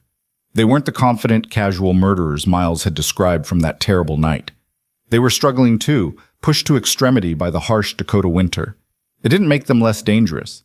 If anything, it made them more so. Desperate men did desperate things. "Listen to me," Evelyn called out, her voice carrying across the snow. "I know why you're here. You're cold, hungry, desperate. This winter has been hard on everyone. But we don't have much, just enough to survive. If you take what little we have, you'll be killing 8 children. Is that what you want on your conscience?" Laughter came from one of the raiders. "Lady, we've got bigger sins than that already. Besides, you're lying. We've heard about this place, about the improvements, the supplies coming in. You've got food stores, and we need them. We have barely enough food for 9 people to make it to spring. Take it, and you murder children. Is that what you've become?" "Save your preaching for the church, lady. You've got 1 minute to come out, or we're coming in." Samuel appeared in the gun port above, his rifle trained on the raiders. "You're trespassing on private property. Leave now or face the consequences." One of the raiders raised his own rifle toward Samuel's position. "You got maybe 2 guns in there. We've got 4 rifles and experience using them. This doesn't have to be a fight, but if you want one, we'll oblige." The tension ratcheted up instantly. Fingers moved to triggers. The blizzard howled around them, creating an eerie soundtrack to the standoff. Evelyn could hear the younger children crying softly in the back of the shelter, could feel her own heart hammering against her ribs. Everything she'd built, everything they'd survived, was about to collapse into violence and death. She'd promised these children safety, a future, a home, and now she was about to fail them in the most catastrophic way possible. "Wait," she called out. "Just wait. Give me a moment to think." 30 seconds. Evelyn's mind raced. They couldn't win a straight fight. The raiders had more guns, more experience, and nothing to lose. But they also couldn't surrender. The raiders would take everything, possibly harm the children, and leave them to freeze. There had to be another option, some strategy that gave them a chance. Then she remembered something Fletcher had said months ago. Raiders go after easy targets. If they could make this fight costly enough, painful enough, maybe the Raiders would decide it wasn't worth it. They didn't need to win. They just needed to survive long enough for the Raiders to retreat. "Miles," she whispered up toward the cabin. "On my signal, fire high, over their heads. Samuel, you do the same. I want them to know we're armed and willing to fight, but I don't want to kill anyone if we can avoid it. If they return fire, that changes things. But let's see if we can scare them off first." "That's a hell of a gamble," Samuel muttered. "Everything about this situation is a gamble, now." 2 rifle shots cracked out simultaneously, the sound deafening in the confined space. Snow exploded where the bullets hit the ground several feet in front of the Raiders. The message was clear: we're armed, we can shoot, and the next ones won't be warnings. The Raiders scattered, taking cover behind their horses and whatever terrain features they could find. Return fire came immediately, bullets slamming into the wooden walls of the cabin, thudding into the packed earth around the root cellar entrance. "Get down!" Evelyn screamed, throwing herself flat as a bullet whistled past where her head had been. From above, she heard Miles working the rifle bolt, getting into position for another shot. Samuel was doing the same from his port. The Raiders were firing more or less continuously now, trying to pin them down while they advanced. One of them broke from cover, running toward the cabin with what looked like an oil-soaked rag and the torch. He was planning to set the building on fire. "Miles, the runner!" Evelyn shouted. Miles's rifle cracked. The Raider went down, clutching his leg, the torch falling into the snow where it hissed and died. The man's screams cut through the night, and Evelyn felt sick. They'd just shot someone. Miles had just shot someone. A 14-year-old boy had been forced to maim another human being to protect his family. But there was no time for guilt or regret. The other Raiders were advancing, using their wounded companion's distraction. 2 of them reached the cabin wall, below where Samuel and Miles could shoot at them. They were going to try to force the door to get inside where the close quarters would neutralize any advantage the defenders had. Evelyn made a decision. She grabbed one of the heavy rocks they'd stockpiled, threw open the root cellar door, and hurled it with all her strength. It caught one Raider in the shoulder, spinning him around. She grabbed another rock, then another, throwing them as fast as she could. "Rowan! Caleb! Help me!" The 2 boys appeared at her side, their faces pale with terror but their hands steady as they grabbed rocks and began throwing. It wasn't sophisticated warfare, but it was effective. The Raiders were forced back, unable to advance against the barrage. From above, Miles and Samuel kept up steady fire, not trying to kill but making it clear that advancing would be costly. The wounded Raider was still screaming, his leg bleeding badly into the snow. His companions were shouting at each other, clearly arguing about whether to press the attack or retreat. Then Grace appeared from somewhere carrying a bucket. Before Evelyn could stop her, the 10-year-old girl threw the contents, dirty wash water mixed with wood ash, directly into the face of the nearest Raider. The man screamed, clawing at his eyes, temporarily blinded. "Back inside!" Evelyn grabbed Grace, pulling her toward the shelter. A bullet impacted the doorframe where the girl had been standing a second earlier. The fight devolved into chaos. Raiders trying to advance, defenders throwing everything they could, gunfire from both sides. The blizzard making visibility nearly impossible. Evelyn lost track of time, functioning on pure adrenaline and terror. She fired her pistol at a shape moving through the snow, heard a curse that suggested she'd at least come close. Then, suddenly, it was over. The Raiders were retreating, dragging their wounded with them, firing covering shots as they mounted their horses. Within minutes, they'd vanished into the blizzard, leaving behind nothing but blood in the snow and the echo of gunshots. Silence descended, broken only by the wind and the sound of children crying. Evelyn stood in the doorway, her pistol still raised, her hand shaking so badly she could barely hold it. She'd just fought off armed Raiders. She'd thrown rocks like a primitive warrior. She'd put children in danger, let them fight, watched Miles shoot a man. "Is everyone all right?" Samuel called down. "Anyone hurt?" Evelyn forced herself to move, to check each child. Miraculously, they were all unharmed, terrified, traumatized, but physically intact. Miles climbed down from the cabin, his face ashen, still clutching the rifle. "I shot him," Miles said, his voice hollow. "I shot that man." "You saved us." Evelyn said, pulling him into a fierce embrace. You did what you had to do to protect your family. I aimed for his leg. I didn't want to kill him, but I could have. I almost did. But you didn't. You made a choice to wound instead of kill, even in the middle of a fight. That's not something a monster would do. That's something a good man would do. Miles buried his face in her shoulder and shook. This 14-year-old boy who'd been forced to grow up too fast, who'd had to learn carpentry and survival, and now combat, finally allowed himself to be a child again, just for a moment. The other children clustered around them, everyone needing contact, reassurance, proof that they were still alive and together. Even Samuel joined the huddle, this broken carpenter who'd found redemption in protecting a family that wasn't his by blood, but was his in every way that mattered. They'll come back, Lila said quietly. Won't they? Maybe, Evelyn admitted. But we hurt them tonight, made it clear we're not an easy target, and they've got a wounded man who needs care they probably can't provide. My guess is they'll move on to easier prey. And if they don't? Then we'll be ready. We defended ourselves once. We can do it again. Evelyn straightened, looking at each of her children in turn. Listen to me, all of you. What happened tonight was terrifying and violent, and none of you should have had to experience it. But you were brave. You worked together. You protected each other. Your parents would be so proud of who you've become.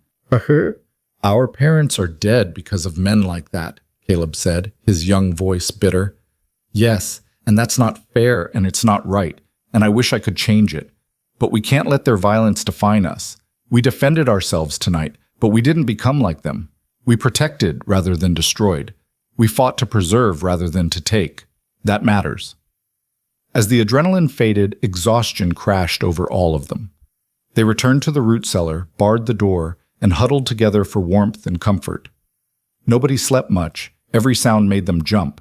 Every gust of wind brought fresh fear.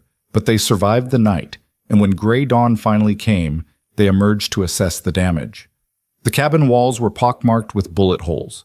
The snow around the homestead was churned up from the fight, stained with blood in several places. They found spent shell casings, a dropped knife, a hat that must have blown off during the raiders' retreat. Evidence of violence, of how close they'd come to disaster. But they also found something else. When word reached Redemption Crossing about the attack, carried by Fletcher, who'd heard the gunfire from miles away and came to investigate at first light, the community's response was overwhelming. By afternoon, a dozen men had arrived, armed and ready to stand guard. Marjorie Blackwood came with more supplies and fierce determination in her eyes. Doc Pritchard checked everyone over, paying particular attention to Miles, whose hands still trembled from what he'd been forced to do. Even Tibbs from the general store appeared, bringing ammunition and announcing that he was extending their credit again because folks who fight off raiders deserve support. The circuit rider, delayed by the blizzard, arrived 3 days later with mail and supplies. Among the letters was one from the territorial governor's office. Word of the Hart homestead's successful defense had spread quickly. The governor was offering a reward for information leading to the raiders' capture, and was personally commending the homestead's defenders for their courage. You're famous, Fletcher said, showing Evelyn the official letter. People are talking about the mail-order bride who took in 8 orphans and fought off raiders in a blizzard. You're an inspiration. I'm exhausted, Evelyn corrected, and terrified, and barely holding everything together. That's what heroism looks like, Miss Hart. It's not glory and adventure. It's scared people doing what needs doing because nobody else will. Over the following weeks, something shifted in how the community viewed them. They were no longer just charity cases or a curiosity. They'd proven themselves capable, resilient, worthy of respect. Neighbors who'd been skeptical started offering genuine help, teaching Miles about cattle management, showing Grace advanced foraging techniques, discussing crop strategies with Evelyn for when spring finally arrived. Clayton Morse, the rancher who'd tried to buy them out, rode up one afternoon with a very different proposition. I was wrong about you, he said bluntly. You've got backbone, and those children are being raised right. I'm here to offer assistance, not charity, but partnership. I need reliable neighbors, and you've proven you're exactly that. Come spring, I'll loan you breeding cattle to start a herd. You pay me back when they produce. Fair terms, written contract, no tricks. Evelyn studied him carefully, looking for deception. Why the change of heart? Because I misjudged you, and I'm man enough to admit it. Also because anyone who fights off raiders to protect children is someone I want as an ally, not an enemy. The frontier needs more people like you, Miss Hart. People who build instead of just take. She accepted his offer, sealing it with a handshake that felt like a turning point. That night, gathered around their fire with full bellies, the community had donated so much food they actually had surplus for the first time. Evelyn looked at her family and felt something close to peace. They'd survived the ultimate test. They'd faced violence and responded with courage. They'd protected each other and come through stronger. I've been thinking, Miles said, breaking the comfortable silence, about what we call this place. It was just the Hart Homestead before, but it feels like it should have a real name now, something that means what we've built here. What do you suggest? Evelyn asked. Miles looked around at his siblings, at Samuel, at Evelyn. Phoenix Ranch, because we rose from the ashes. The name was perfect. It captured everything about their journey, the destruction they'd started from, the rebirth they'd fought for, the strength they'd found together. Evelyn felt tears pricking her eyes, but they were good tears, the kind that came from gratitude and pride and love. Phoenix Ranch it is, she said, and may we never forget what we survived to build it. Outside, the winter wind still howled, and the snow still fell, and the frontier was still harsh and unforgiving. But inside their shelter, 9 people who'd become a family looked toward a future that suddenly seemed possible. They'd defended their home. Now they could begin to truly build it. Spring came late to the Dakota Territory that year, as if winter was reluctant to release its grip on the land it had held so brutally. But when the thaw finally arrived in mid-March, it came with a violence of its own, ice breaking with sounds like gunfire, creeks swelling to rivers, mud so deep it could swallow a wagon wheel. The prairie transformed from white to brown to green in what seemed like days, and with that transformation came possibility. Phoenix Ranch emerged from winter battered but unbroken. The small cabin Samuel had built stood firm, its bullet-scarred walls a reminder of what they'd survived. The root cellar that had sheltered them through the worst months was cramped and damp, but had done its job.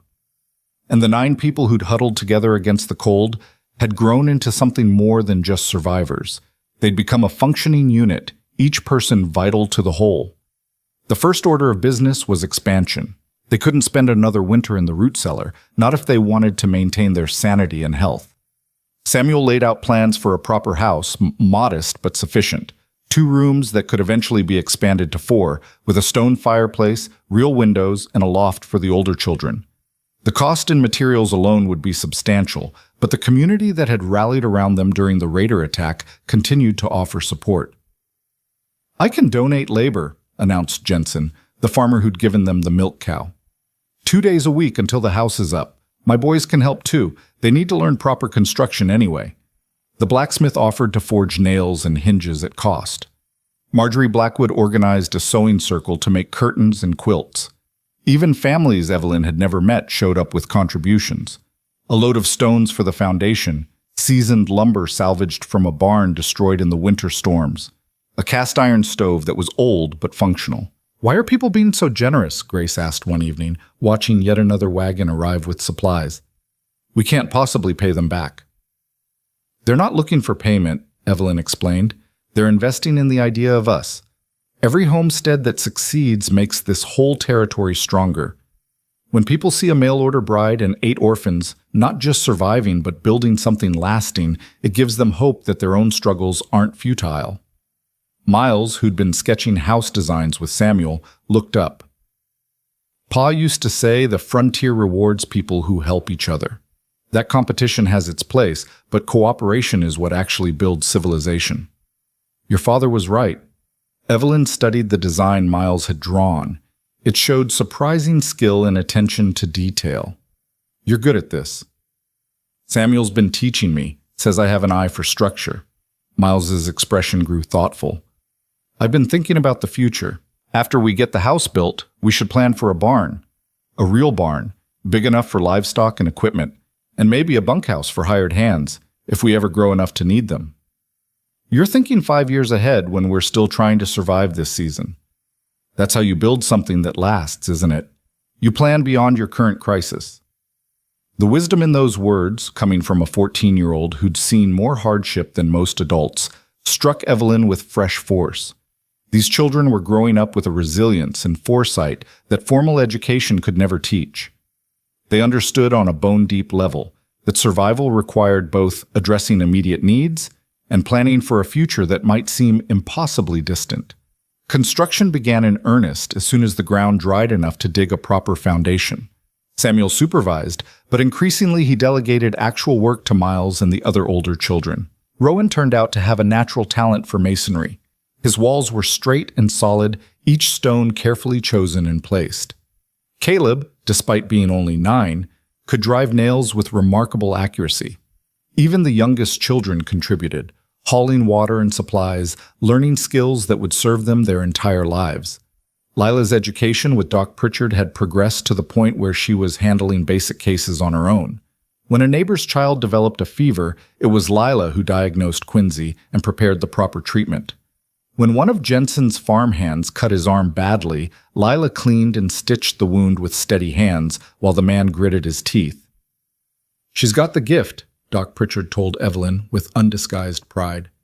"Natural healer's instinct combined with genuine intelligence. In a few more years, she'll be better than I ever was. This territory needs doctors. She could have a real practice, make a good living." "She's 13 years old," Evelyn said, though she felt proud rather than protective. "And already more capable than some physicians I've met with fancy degrees. The frontier doesn't care about age or credentials, it cares about competence. Your girl has it." But it was Grace who brought them their first real income. The 10-year-old had developed her foraging skills to an almost supernatural level, able to find edible and medicinal plants where others saw only weeds. One day she appeared with a basket full of a particular root that Doc Pritchard immediately recognized. "Wild ginseng," he said, examining it with excitement. "Good quality, too. Grace, do you know where there's more of this?" "Yes, sir. A whole patch about 3 miles north, near the creek bend. Wild ginseng sells for premium prices to traders heading to California and China. If you can harvest it sustainably, take some but leave enough to regrow, you could make serious money." Grace looked at Evelyn with barely contained excitement. Can we? They formed a small enterprise. Grace would harvest the ginseng and other valuable plants, Lila would verify they were properly identified and prepare them for sale, and Miles would handle the negotiations with traders. Within 2 months, they'd earned $37 from plant sales alone, enough to pay down their debt to Tibbs and purchase the breeding cattle Clayton Morse had offered. "You've got a head for business," Morse said when Miles negotiated terms for the cattle loan that were more favorable than the rancher's original offer. "Most boys your age would have taken whatever was offered. You haggled like a seasoned trader." "I learned from watching Miss Evelyn," Miles said. "She taught us that respect and fair dealing matter, but so does understanding your own worth. These cattle are an investment in our future. We needed terms that would actually let us succeed, not just survive." Morse laughed, genuinely pleased. "Your father would be proud. Hell, I'm proud, and I barely know you. Keep thinking like that, and Phoenix Ranch will be a major operation in 10 years. The cattle arrived in late May, 6 heifers and a young bull, all healthy stock that would form the foundation of their herd. The children were fascinated and terrified in equal measure. None of them except Miles had significant experience with cattle, and even his knowledge was limited. "They're enormous," Emma whispered, staring at the bull from a safe distance. "And potentially dangerous," Samuel warned. "Everyone needs to learn proper handling. No sudden movements, no running, and never get between a mother cow and her calf. These animals can kill you if you're careless." Jensen and several other ranchers took time to teach them cattle management, how to check for illness, how to supplement feed, how to prepare for calving season. The children absorbed the information with desperate attention, knowing that their future prosperity depended on these animals' survival and reproduction. But livestock brought new challenges. The cattle needed grazing land, which meant fencing. They needed shelter for harsh weather, which meant a barn. They needed water access, which meant improving the creek path and building a proper trough. Each solution created new problems that required resources they barely had.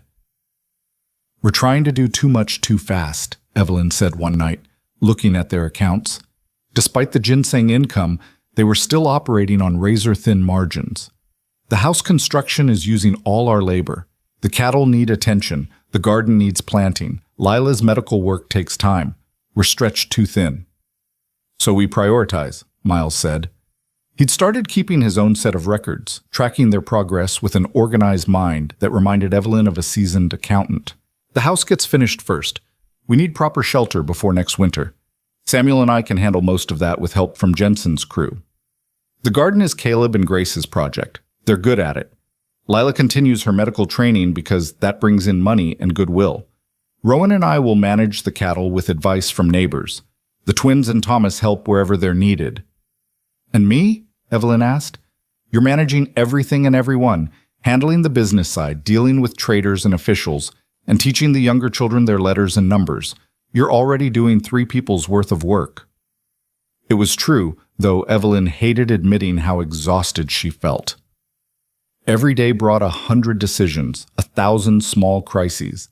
But looking around at what they'd built, at children who'd been starving and terrified now thriving with purpose and possibility, the exhaustion seemed worthwhile. The house walls went up through June, and Evelyn watched with something approaching awe as structure emerged from chaos.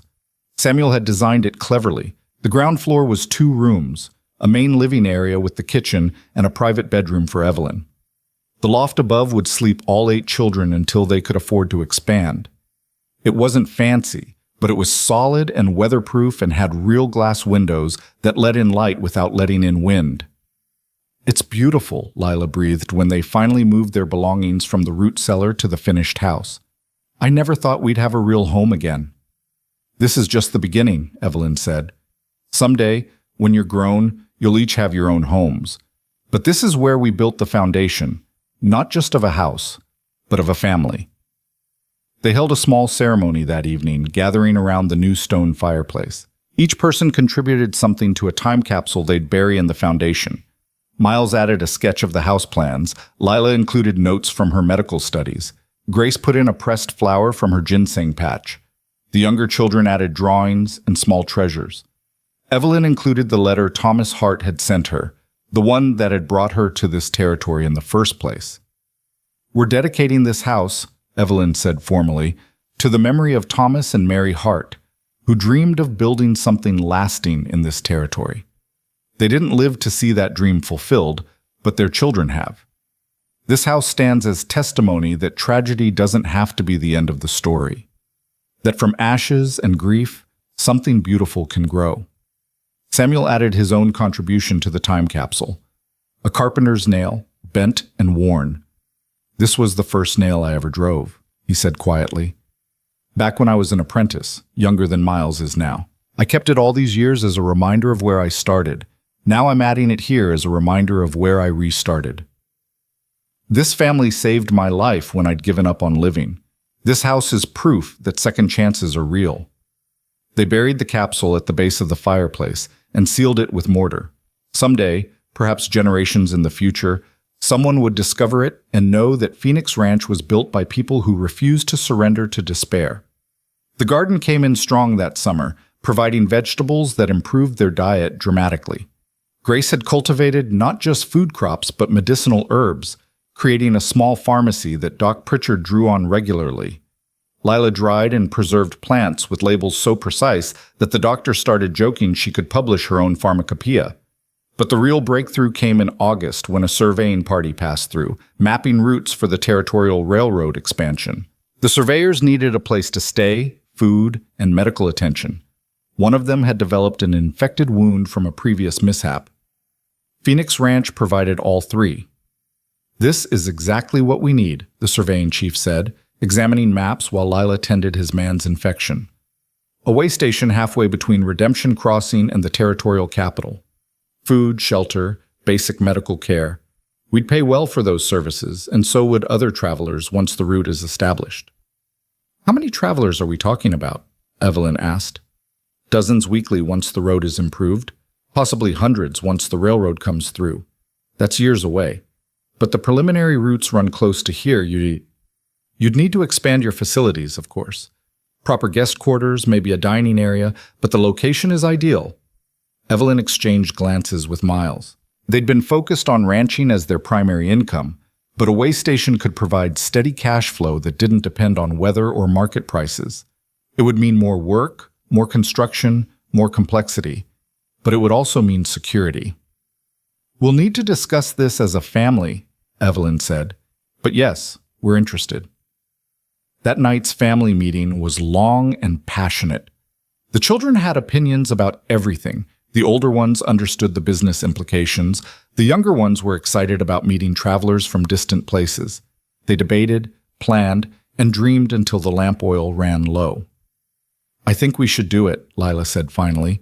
"We're already managing multiple projects. A way station would tie them together. We'd provide food from our garden, medical care from my training, shelter from structures we're already building. And it would give all of us skills that translate to future opportunities." "It'll be hard work," Miles warned. "Every traveler is another mouth to feed, another person to accommodate, another potential problem." "Everything we've done has been hard," Rowan pointed out. "We're good at hard." The vote was unanimous. Phoenix Ranch would become a way station, serving travelers and building a reputation for quality service and fair dealing. Construction began immediately on guest quarters, a separate building with 4 small rooms that could accommodate 8 travelers comfortably. Samuel designed it to be expandable, with space to add more rooms as demand increased. Jensen's sons did most of the heavy labor in exchange for reduced rates when they needed medical care or accommodations. The blacksmith's wife, who'd been widowed the previous spring, asked if she could work as a cook in exchange for housing. Her name was Margaret, and she brought skills that transformed their basic meals into something travelers would actually pay premium prices for. "You're building an empire," Fletcher observed, watching construction progress during one of his regular visits. He'd become an unofficial advisor, offering insights based on his decades of frontier experience. "Started with nothing but grit and orphans, and now you're running a multifaceted operation." "We're running a survival strategy that happens to look ambitious," Evelyn corrected. "Every piece supports the others. The ranch provides food for the way station. The way station provides income for expansion. The medical practice brings credibility. The children's various skills make it all possible." "That's what an empire is, Miss Hart. Vision plus execution. Your Thomas would be amazed." Evelyn thought about that often. What Thomas Hart would make of what his mail-order bride had built using his children and his land. Would he approve of how she'd taken his dream of a simple ranch and expanded it into something more complex? Would he understand that survival had demanded innovation, that protecting his children had required building something that could sustain them not just for one season, but for a lifetime? She liked to think he would approve. The letters he'd written had spoken of building something lasting, creating opportunity, contributing to the territory's growth. Phoenix Ranch was doing exactly that, just on a larger scale than anyone had anticipated. The first official guests arrived in September, a family heading west, exhausted from weeks of travel. They stayed 3 days while their wagon wheel was repaired by the blacksmith, and during that time they marveled at what they found.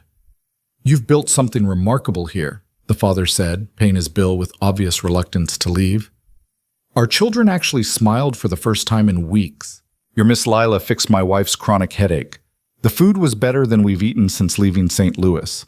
If we weren't committed to Oregon, I'd ask about homesteading nearby." Word spread quickly. Travelers began planning their routes specifically to include a stop at Phoenix Ranch. Some came for the food, others for medical care. Many simply because they'd heard about the mail-order bride and her 8 orphans who'd built something impossible. The ranch became known as a place where hard work was rewarded, where strangers were treated fairly, where the harsh frontier could feel almost civilized. The income from the way station exceeded their projections. By October, they'd paid off their entire debt to Tibbs and had money in reserve for the first time. Evelyn opened an account at the Territorial Bank, depositing funds that felt almost imaginary. Just 2 years ago, she'd had $14 to her name, and now they had nearly $200 saved. "We're actually going to make it," Miles said, reviewing their accounts one evening. He was 15 now, taller and more serious, with the bearing of someone who'd earned his confidence through experience. "Not just survive, actually prosper." "We are," Evelyn agreed, "but we can't get complacent. Bad luck can destroy months of progress. We need to keep building reserves, keep improving, keep planning ahead." Always thinking 3 moves ahead, Miles said with a slight smile. You taught us that. Christmas that year was different from the previous one they'd spent huddled in a root cellar, rationing food and wondering if they'd survive winter. This year, they had a real house, warm and secure. They had enough food to actually celebrate rather than simply endure. They had travelers staying at the way station who shared stories from distant places. They had a future that seemed possible rather than desperately unlikely. Evelyn gave each child a small gift, practical items like good knives, quality boots, books, but also something personal that recognized their individual growth. For Miles, a surveying compass, acknowledging his skills in planning and navigation. For Lila, a proper medical bag with instruments Doc Pritchard had helped her select. For Grace, a leather-bound journal for recording her plant discoveries. Each gift was chosen to say, I see who you're becoming, and I'm proud. The children had pooled their money to buy Evelyn a gift in return, a beautiful shawl woven by a traveling craftsman, dyed in rich colors that reminded her of autumn prairie grass. But more valuable than the shawl was the card they'd all signed with a message written in Miles's careful hand. To Miss Evelyn, who showed us that family isn't just blood. It's choice, courage, and commitment. Thank you for choosing us. Evelyn read those words and wept, overcome by how far they'd all come. From strangers meeting in a collapsed root cellar to a family that chose each other daily. From poverty and desperation to security and possibility. From trauma and grief to healing and hope. I didn't save you, Evelyn said, looking at each child through her tears. We saved each other.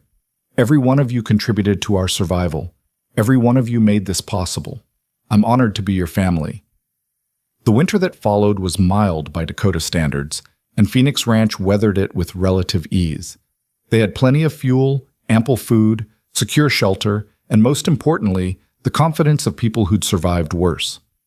When spring arrived, bringing with it new travelers and new opportunities, they were ready to build further. Doc Pritchard announced his semi-retirement, officially naming Lila as his successor. At 14, she became one of the youngest practicing medical professionals in the territory, though she refused to call herself a doctor without proper credentials. I'm a healer, she said firmly, learning from experience and study. Maybe someday I'll have official certification, but for now, I know what I know, and that's enough to help people. Her reputation grew quickly. Travelers came specifically for her care, spreading word of the young healer at Phoenix Ranch who combined book learning with practical wisdom. She treated everything from minor injuries to difficult pregnancies, always knowing when to handle cases herself and when to seek advice from other physicians passing through. The way station expanded to 10 rooms that spring, with Samuel and Miles designing efficient layouts that maximize space without sacrificing comfort. Margaret, the cook, took on an apprentice, a young woman from town whose family had fallen on hard times. The ranch now employed 4 people beyond the family itself, providing jobs in a territory where opportunity was scarce. Clayton Morse became a regular visitor, discussing ranching strategies with Miles and occasionally sharing meals with the family. His wife had died years earlier, and he'd become something of a lonely figure despite his success. Evelyn suspected he was drawn to Phoenix Ranch not just for business reasons, but because it represented the family and community he'd lost. You've done something special here, he told Evelyn one evening, the two of them sitting on the porch while children's laughter drifted from inside. Built something that matters. This ranch is becoming the heart of this whole region, economically, socially, even morally. People look to you as an example of what's possible. I just did what needed doing, Evelyn said. That's leadership, Miss Hart, seeing what needs doing and doing it, regardless of how impossible it seems. The frontier needs more of that. He paused, seeming to choose his words carefully. I wonder if you've considered expanding your influence beyond just the ranch. What do you mean? There's talk of incorporation, turning Redemption Crossing into an official town with a charter, elected officials, the whole structure. They're going to need people with vision and competence. You should run for town council. Evelyn laughed, startled. I'm a mail-order bride who's only been here 2 years. You're a business owner who built a successful operation from nothing, who contributed to regional security, who employs local people and serves the community. Your perspective matters, probably more than some rancher who's been here 20 years but never looked beyond his own fence line. The idea was absurd and intriguing in equal measure. Evelyn had never imagined herself in civic leadership, had never thought her voice would carry weight in official matters. But looking at what she'd built at Phoenix Ranch, at the children she'd raised and the opportunities she'd created, maybe it wasn't so absurd after all. "I'll think about it," she said. That night, she shared Morse's suggestion with the family during their evening meeting. The responses ranged from excitement to concern, but Miles summarized the consensus best. "You taught us to think bigger than just survival. This is you following your own advice. If you run, we'll support you completely." Spring turned to summer, and Phoenix Ranch continued to grow. Their cattle herd had doubled through successful breeding. The garden had expanded to include cash crops they sold to travelers and local merchants. The way station was booked solid most nights. Lila's medical practice was thriving. Grace's plant harvest had become so profitable, they'd hired a local boy to help with collection and processing. They'd built something impossible, a family from strangers, prosperity from ashes, hope from tragedy. And the story wasn't finished. It was still being written, day by day, choice by choice, with courage and determination and love. Evelyn stood on the porch one evening, watching the sun set over prairie grass that rippled like golden waves. She thought about the terrified woman who'd stepped off a train 2 years ago expecting to meet a husband, finding instead a burned homestead and 8 starving children. That woman couldn't have imagined building what now stretched before her: structures, livestock, thriving children, community respect, genuine prosperity. But she'd done it. They'd done it. Together, they'd transformed tragedy into triumph, built an empire from nothing, created something that would last long after they were gone. Phoenix Ranch had risen from the ashes, and it was still rising. 5 years can transform a landscape, but it can utterly remake lives. By the spring of 1888, Phoenix Ranch had become something beyond what even Evelyn's most optimistic dreams could have conjured. What had begun as a desperate gamble in a collapsed root cellar had evolved into a sprawling operation that served as the economic and social hub for 50 miles in every direction. The ranch itself now encompassed not just the original homestead, but 3 adjacent properties they'd purchased as neighboring families moved on or sold out. The cattle herd numbered over 200 head, making them one of the larger operations in the territory. The way station had grown to accommodate 30 guests, with a proper dining hall where Margaret's cooking had become legendary among travelers. A small general store operated out of one building, selling supplies to passing wagon trains and local homesteaders. And Lila's medical practice had its own dedicated building, equipped with examining rooms and a small pharmacy that served patients from 3 counties. But the physical expansion, impressive as it was, paled compared to the human transformation. The 8 starving children Evelyn had found were now young adults and capable teenagers, each carving their own path while remaining deeply connected to the family they'd built together.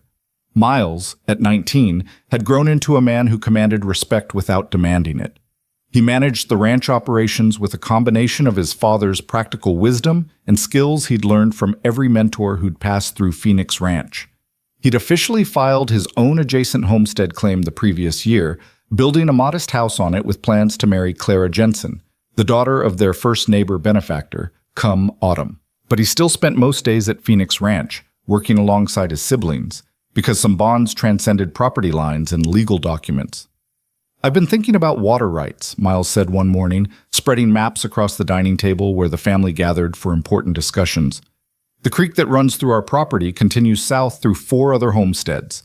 If we form a water cooperative, share the maintenance costs and usage rights, we could irrigate more land and attract more settlement.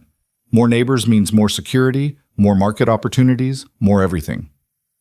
Evelyn studied the maps with the practiced eye of someone who'd spent 5 years learning ranching, business, and territorial politics. She'd been elected to the town council 2 years earlier, and the position had taught her how interconnected frontier communities truly were. "You're talking about organizing something unprecedented in this region. Most ranchers guard their water rights jealously." "Most ranchers think short-term," Miles countered. "But Pa taught me to think about what builds lasting value. A cooperative benefits everyone if it's structured fairly. And if anyone can convince skeptical ranchers to work together, it's you and Clayton Morse." Clayton had indeed become one of their closest allies, and surprisingly, something approaching family. The lonely widower had found in Phoenix Ranch the community he'd been missing, and his support had been instrumental in their expansion. He and Evelyn had developed a partnership that some townspeople speculated might become romantic, though both of them firmly maintained it was purely practical. Still, Evelyn caught him sometimes watching her with an expression that suggested his feelings might be more complicated than he admitted, even to himself. Lila entered the room carrying her medical bag, preparing for her morning rounds. At 18, she'd become one of the most respected healers in the territory, sought out for cases other physicians wouldn't touch. She'd learned from Doc Pritchard until his death the previous winter, then continued expanding her knowledge through correspondence with physicians in Chicago and even as far as Boston. She'd recently accepted an apprentice of her own, a young man from town whose family had initially objected to being taught by a woman, then changed their minds after Lila successfully treated his mother's dangerous infection.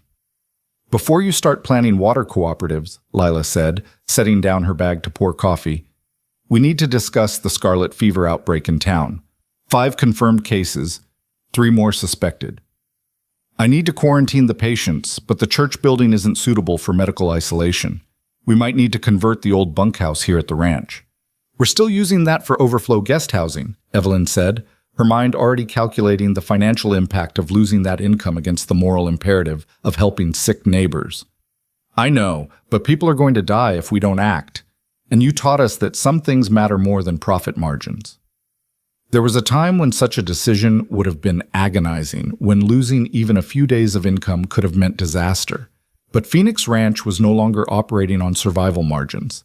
They had reserves, diversified income streams, and the security to make choices based on values rather than desperation. "Convert the bunkhouse," Evelyn decided. "Margaret, we'll need to arrange meals for quarantined patients. Miles, talk to Samuel about modifications needed for medical isolation. Lila, what else do you need?" "Volunteers willing to risk exposure, supplies, linens, medicines, cleaning materials. And prayers, probably." Grace spoke up from where she'd been quietly working on plant samples at the side table. At 15, she'd become the territory's foremost expert on medicinal plants, with buyers from pharmaceutical companies as far as St. Louis seeking her precisely documented specimens. "I have elderberry syrup and echinacea preparations that might help. Not cures, but they support recovery, and I can harvest more if needed." This was how Phoenix Ranch functioned now. Each crisis met with immediate, coordinated response from people who'd learned to trust each other's competence completely. The youngest children, who'd once clung to Evelyn in terror, were now capable young people contributing meaningfully to both family and community. Rowan, at 13, had developed his masonry skills into something approaching artistry.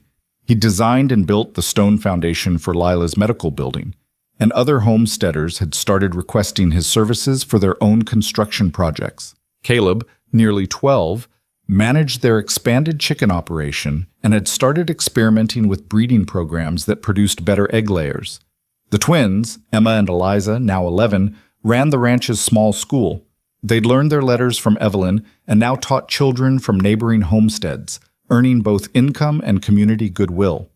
Even young Thomas, at 8, had responsibilities tending the garden and helping Margaret in the kitchen. Samuel Reed, who'd arrived as a broken drunk seeking purpose, had become the ranch's master builder and an unofficial grandfather to all the children. His constructions had built not just Phoenix Ranch, but half the new buildings in Redemption Crossing. He'd been sober for 5 years, finding in work and family what whiskey could never provide. He sat now in his usual chair by the fireplace, whittling a toy horse for a guest child, listening to the family's discussion with the contentment of a man who'd found his place. The scarlet fever outbreak consumed the next 3 weeks. Lila worked 18-hour days, barely sleeping, treating patients with a combination of medical knowledge and sheer determination. Grace's herbal preparations proved remarkably effective at supporting recovery. Margaret cooked nourishing meals for the sick, and the older children took turns helping with patient care despite the infection risk. They lost 2 patients, an elderly man whose immune system couldn't fight the disease, and an infant whose parents brought her too late for treatment to matter. Lila wept after each death, taking their losses personally despite knowing she'd done everything possible. You can't save everyone, Evelyn told her, holding her daughter, for that's what Lila had become, daughter in every way that mattered, while she grieved. But you saved 5 others who would have died without your intervention. That's not failure, sweetheart. That's heroism. It doesn't feel heroic. It feels like I should have done more, known more, been better.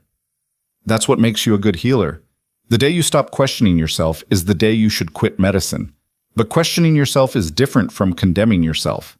You're 18 years old and you've already saved more lives than most physicians save in entire careers. The outbreak eventually subsided and the community's gratitude manifested in unexpected ways.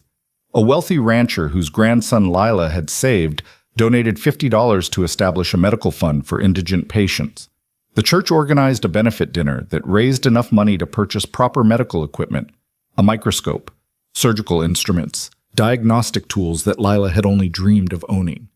The territorial newspaper ran a story about the young healer of Phoenix Ranch, bringing attention that resulted in several families relocating to the area specifically because of the medical care available. But with growth came complications. The increased population meant more demand for water, grazing land, and resources. Tensions developed between established ranchers and newcomers. Some homesteaders struggled, their failures creating opportunities for land speculation that threatened to consolidate property in the hands of wealthy individuals. The frontier that had once seemed endless was filling up, and not all of that growth was healthy. Miles's water cooperative proposal became more relevant and more controversial. Clayton Morse supported it, recognizing that controlled cooperative growth was better than chaotic competition. But other ranchers, particularly those who'd accumulated significant holdings, opposed any arrangement that limited their ability to control resources. They're afraid of us, Miles told Evelyn after a particularly contentious town meeting. Afraid that Phoenix Ranch represents a different way of doing things, cooperative instead of competitive, community-focused instead of individual-focused. We're proving you don't have to crush others to succeed, and that threatens people whose entire philosophy is based on dominance.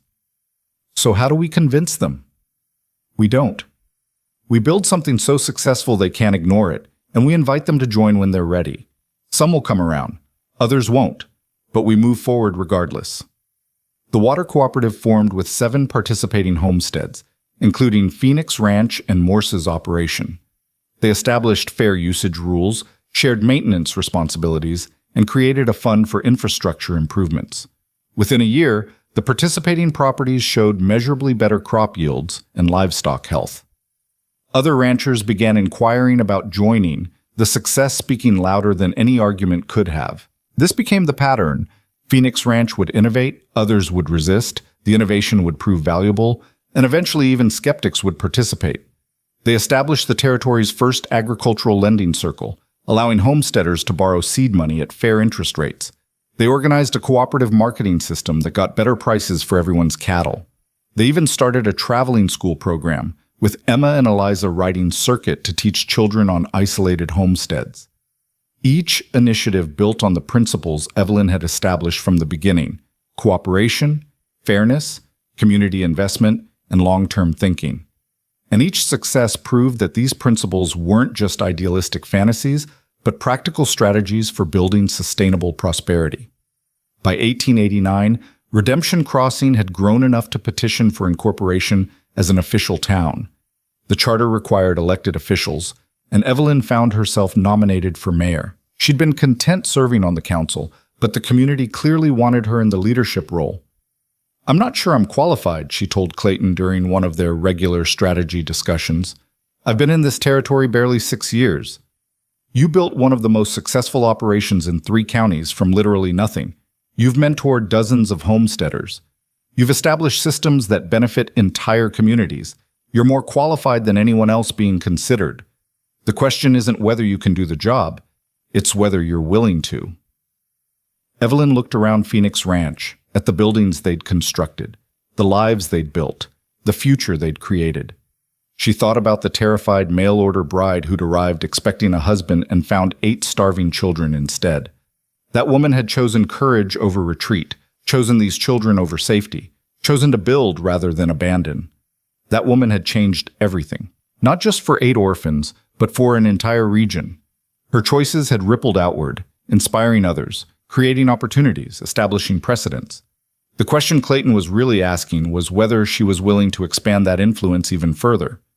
If I run, I want Miles as my deputy mayor, and I want the council to include at least 2 women and representation from newer homesteaders, not just established ranchers.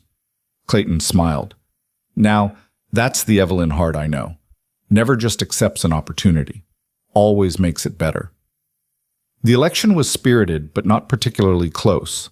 Evelyn won with nearly 60% of the vote, becoming one of the first female mayors in the Dakota Territory. Her inaugural address focused on the themes that had defined Phoenix Ranch: cooperation, sustainable growth, opportunity for all, and the belief that a community's strength came from lifting everyone up rather than sorting people into winners and losers. 6 years ago, she said to the assembled townspeople, I arrived here with nothing but determination and $14. I found 8 children who'd lost everything. Together, we built something that seemed impossible. But it wasn't just us. It was neighbors who donated supplies, mentors who shared knowledge, community members who invested in our success. Phoenix Ranch didn't succeed because we were special. It succeeded because we recognized that we needed each other, and we acted on that recognition. That's the philosophy I bring to this office, that all of us together can accomplish what none of us could achieve alone. The children, her children, she thought of them now without qualification, stood in the front row, pride evident on every face. Miles, who'd become her right hand in both ranch and political matters. Lila, whose medical practice was saving lives daily. Grace, whose botanical expertise was bringing in revenue and reputation. Rowan, Caleb, Emma, Eliza, and young Thomas, each pursuing their own paths while remaining part of the family that had saved them all. Samuel stood with them, tears in his weathered eyes. The broken drunk transformed into a master craftsman and beloved grandfather figure. Margaret was there too, the widowed cook who'd become family, her contributions to their success immeasurable.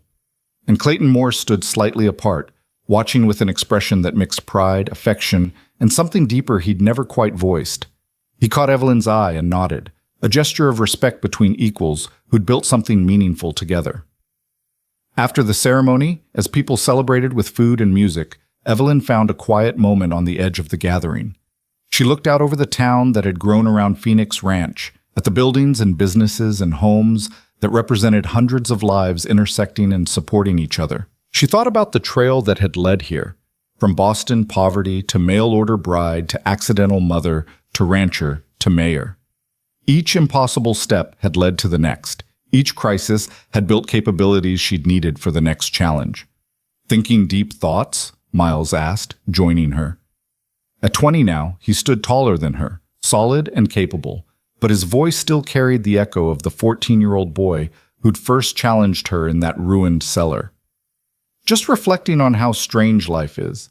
I came here planning to marry your father, expecting a simple ranch life. Instead, I got you and your siblings, a complex business operation, and now political office. Nothing turned out as planned. Would you change it if you could? Evelyn considered the question seriously. Would she choose the security of the marriage she'd expected over the chaos and challenge of what she'd actually experienced? Would she trade the terror and exhaustion and constant struggle for something easier? No, she said finally, not a single thing. Every hardship taught us something. Every crisis made us stronger. Every impossible situation proved to be possible after all. I wouldn't change any of it. Pa would be proud of you, of all of us, but especially you. Miles's voice caught slightly. Sometimes I barely remember him. I was so young, and so much has happened, but I remember him saying that the measure of a person wasn't what they inherited, but what they built. You built something extraordinary, Miss Evelyn. You took 8 broken children and a burned homestead and created a legacy. We built it together. I was just stubborn enough to try. Stubborn enough to succeed. There's a difference. They stood in comfortable silence, watching their family, biological and chosen, celebrate this latest milestone. Lila was demonstrating proper bandaging techniques to fascinated children. Grace was explaining plant identification to a group of farmers. The younger children were playing games with other townspeople's kids, their laughter carrying on the evening breeze. Samuel was telling construction stories to aspiring builders. Margaret was organizing the food distribution with practiced efficiency. This was the legacy Evelyn had built, not just a successful ranch or a political career, but a family that functioned as a model for how people could support each other, a community that proved cooperation worked better than competition, a demonstration that tragedy didn't have to define your future. The years continued to unfold, each bringing its own challenges and triumphs. The railroad finally reached the territory in 1891, and Phoenix Ranch's way station became an official stop, bringing even more business.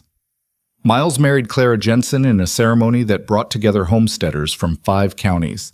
Lila was formally certified as a physician after examination by a board of territorial doctors, making her one of the youngest and first female certified physicians in Dakota. Grace published the region's first comprehensive guide to medicinal plants, a book that would be used by healers for generations. The younger children grew into their own remarkable paths. Rowan established a successful construction company. Caleb developed his poultry operation into a regional supplier. Emma and Eliza opened a proper school in town, expanding beyond basic literacy to offer comprehensive education. Thomas, showing an aptitude for numbers, began training as an accountant, managing finances not just for Phoenix Ranch, but for other businesses. Samuel lived to see all this growth, passing peacefully in his sleep at age 67, surrounded by the family he'd helped build. They buried him on Phoenix Ranch land, in a spot overlooking the valley where he'd done his finest work.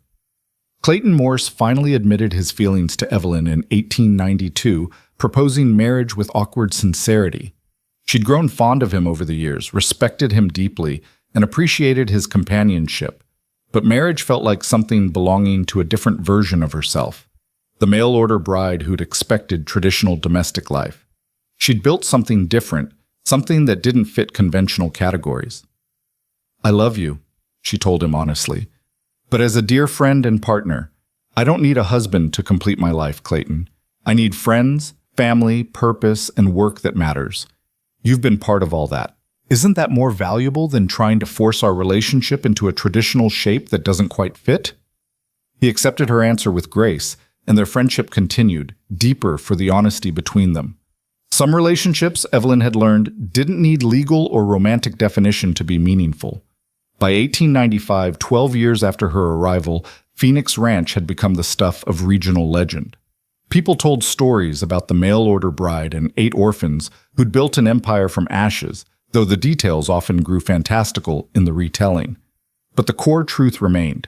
A woman with nothing but determination and a group of children with nothing but each other had created something remarkable.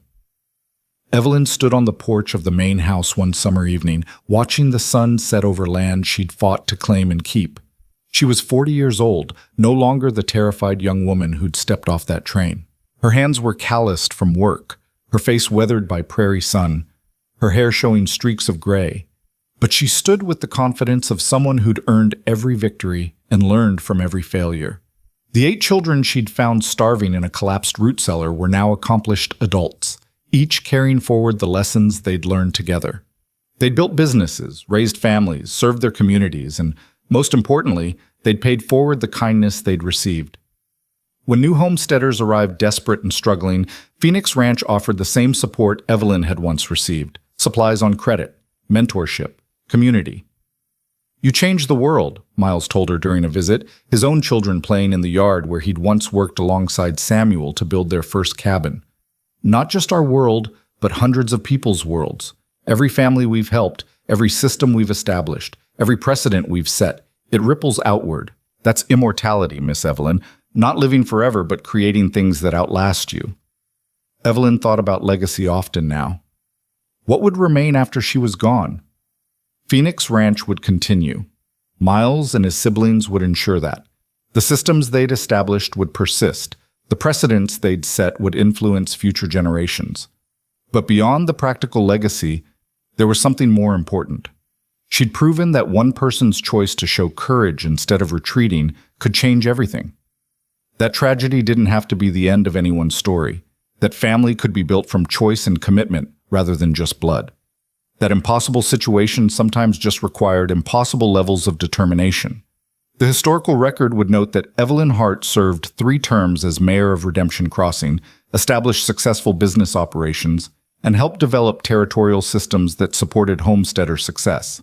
Future historians would study Phoenix Ranch as a model of frontier cooperation and sustainable growth. But Evelyn knew the real story was simpler and more profound. She'd found 8 children who needed her, and she'd needed them just as much. Together, they'd refused to accept that their circumstances defined their possibilities.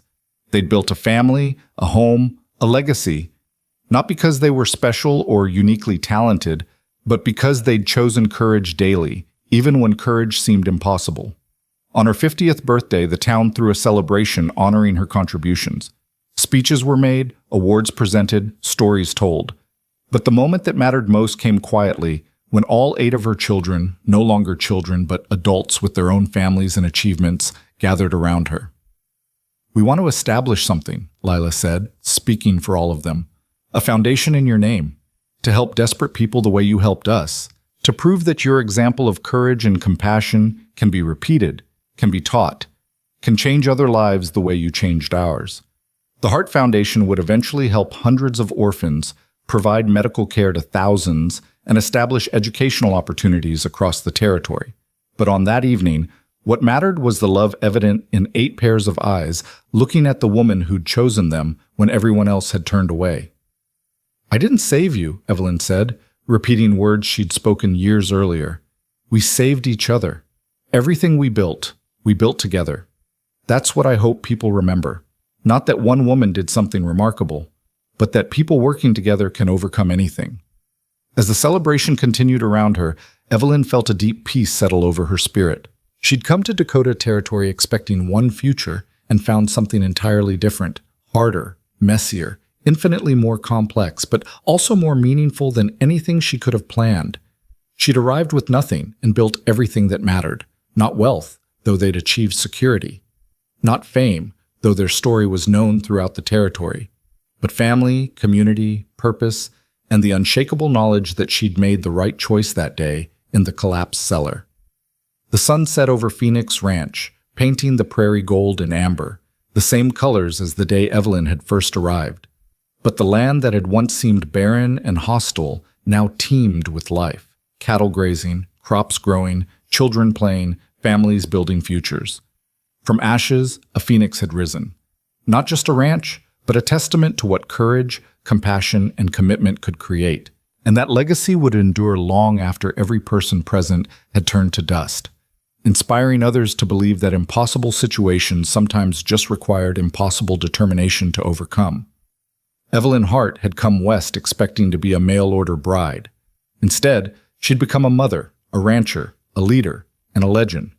She'd proven that tragedy didn't have to define a life story, that sometimes, with enough courage, you could write a completely different ending. And that ending, built from ashes and determination and love, had become a beginning for countless others who'd find their own courage in her example, their own strength in her story, their own hope in the knowledge that one person choosing compassion over retreat could change the world. The frontier was harsh and unforgiving, but it was also a place where new stories could be written, where the past didn't have to determine the future, where a woman with $14 and 8 orphan children could build an empire that would outlast them all.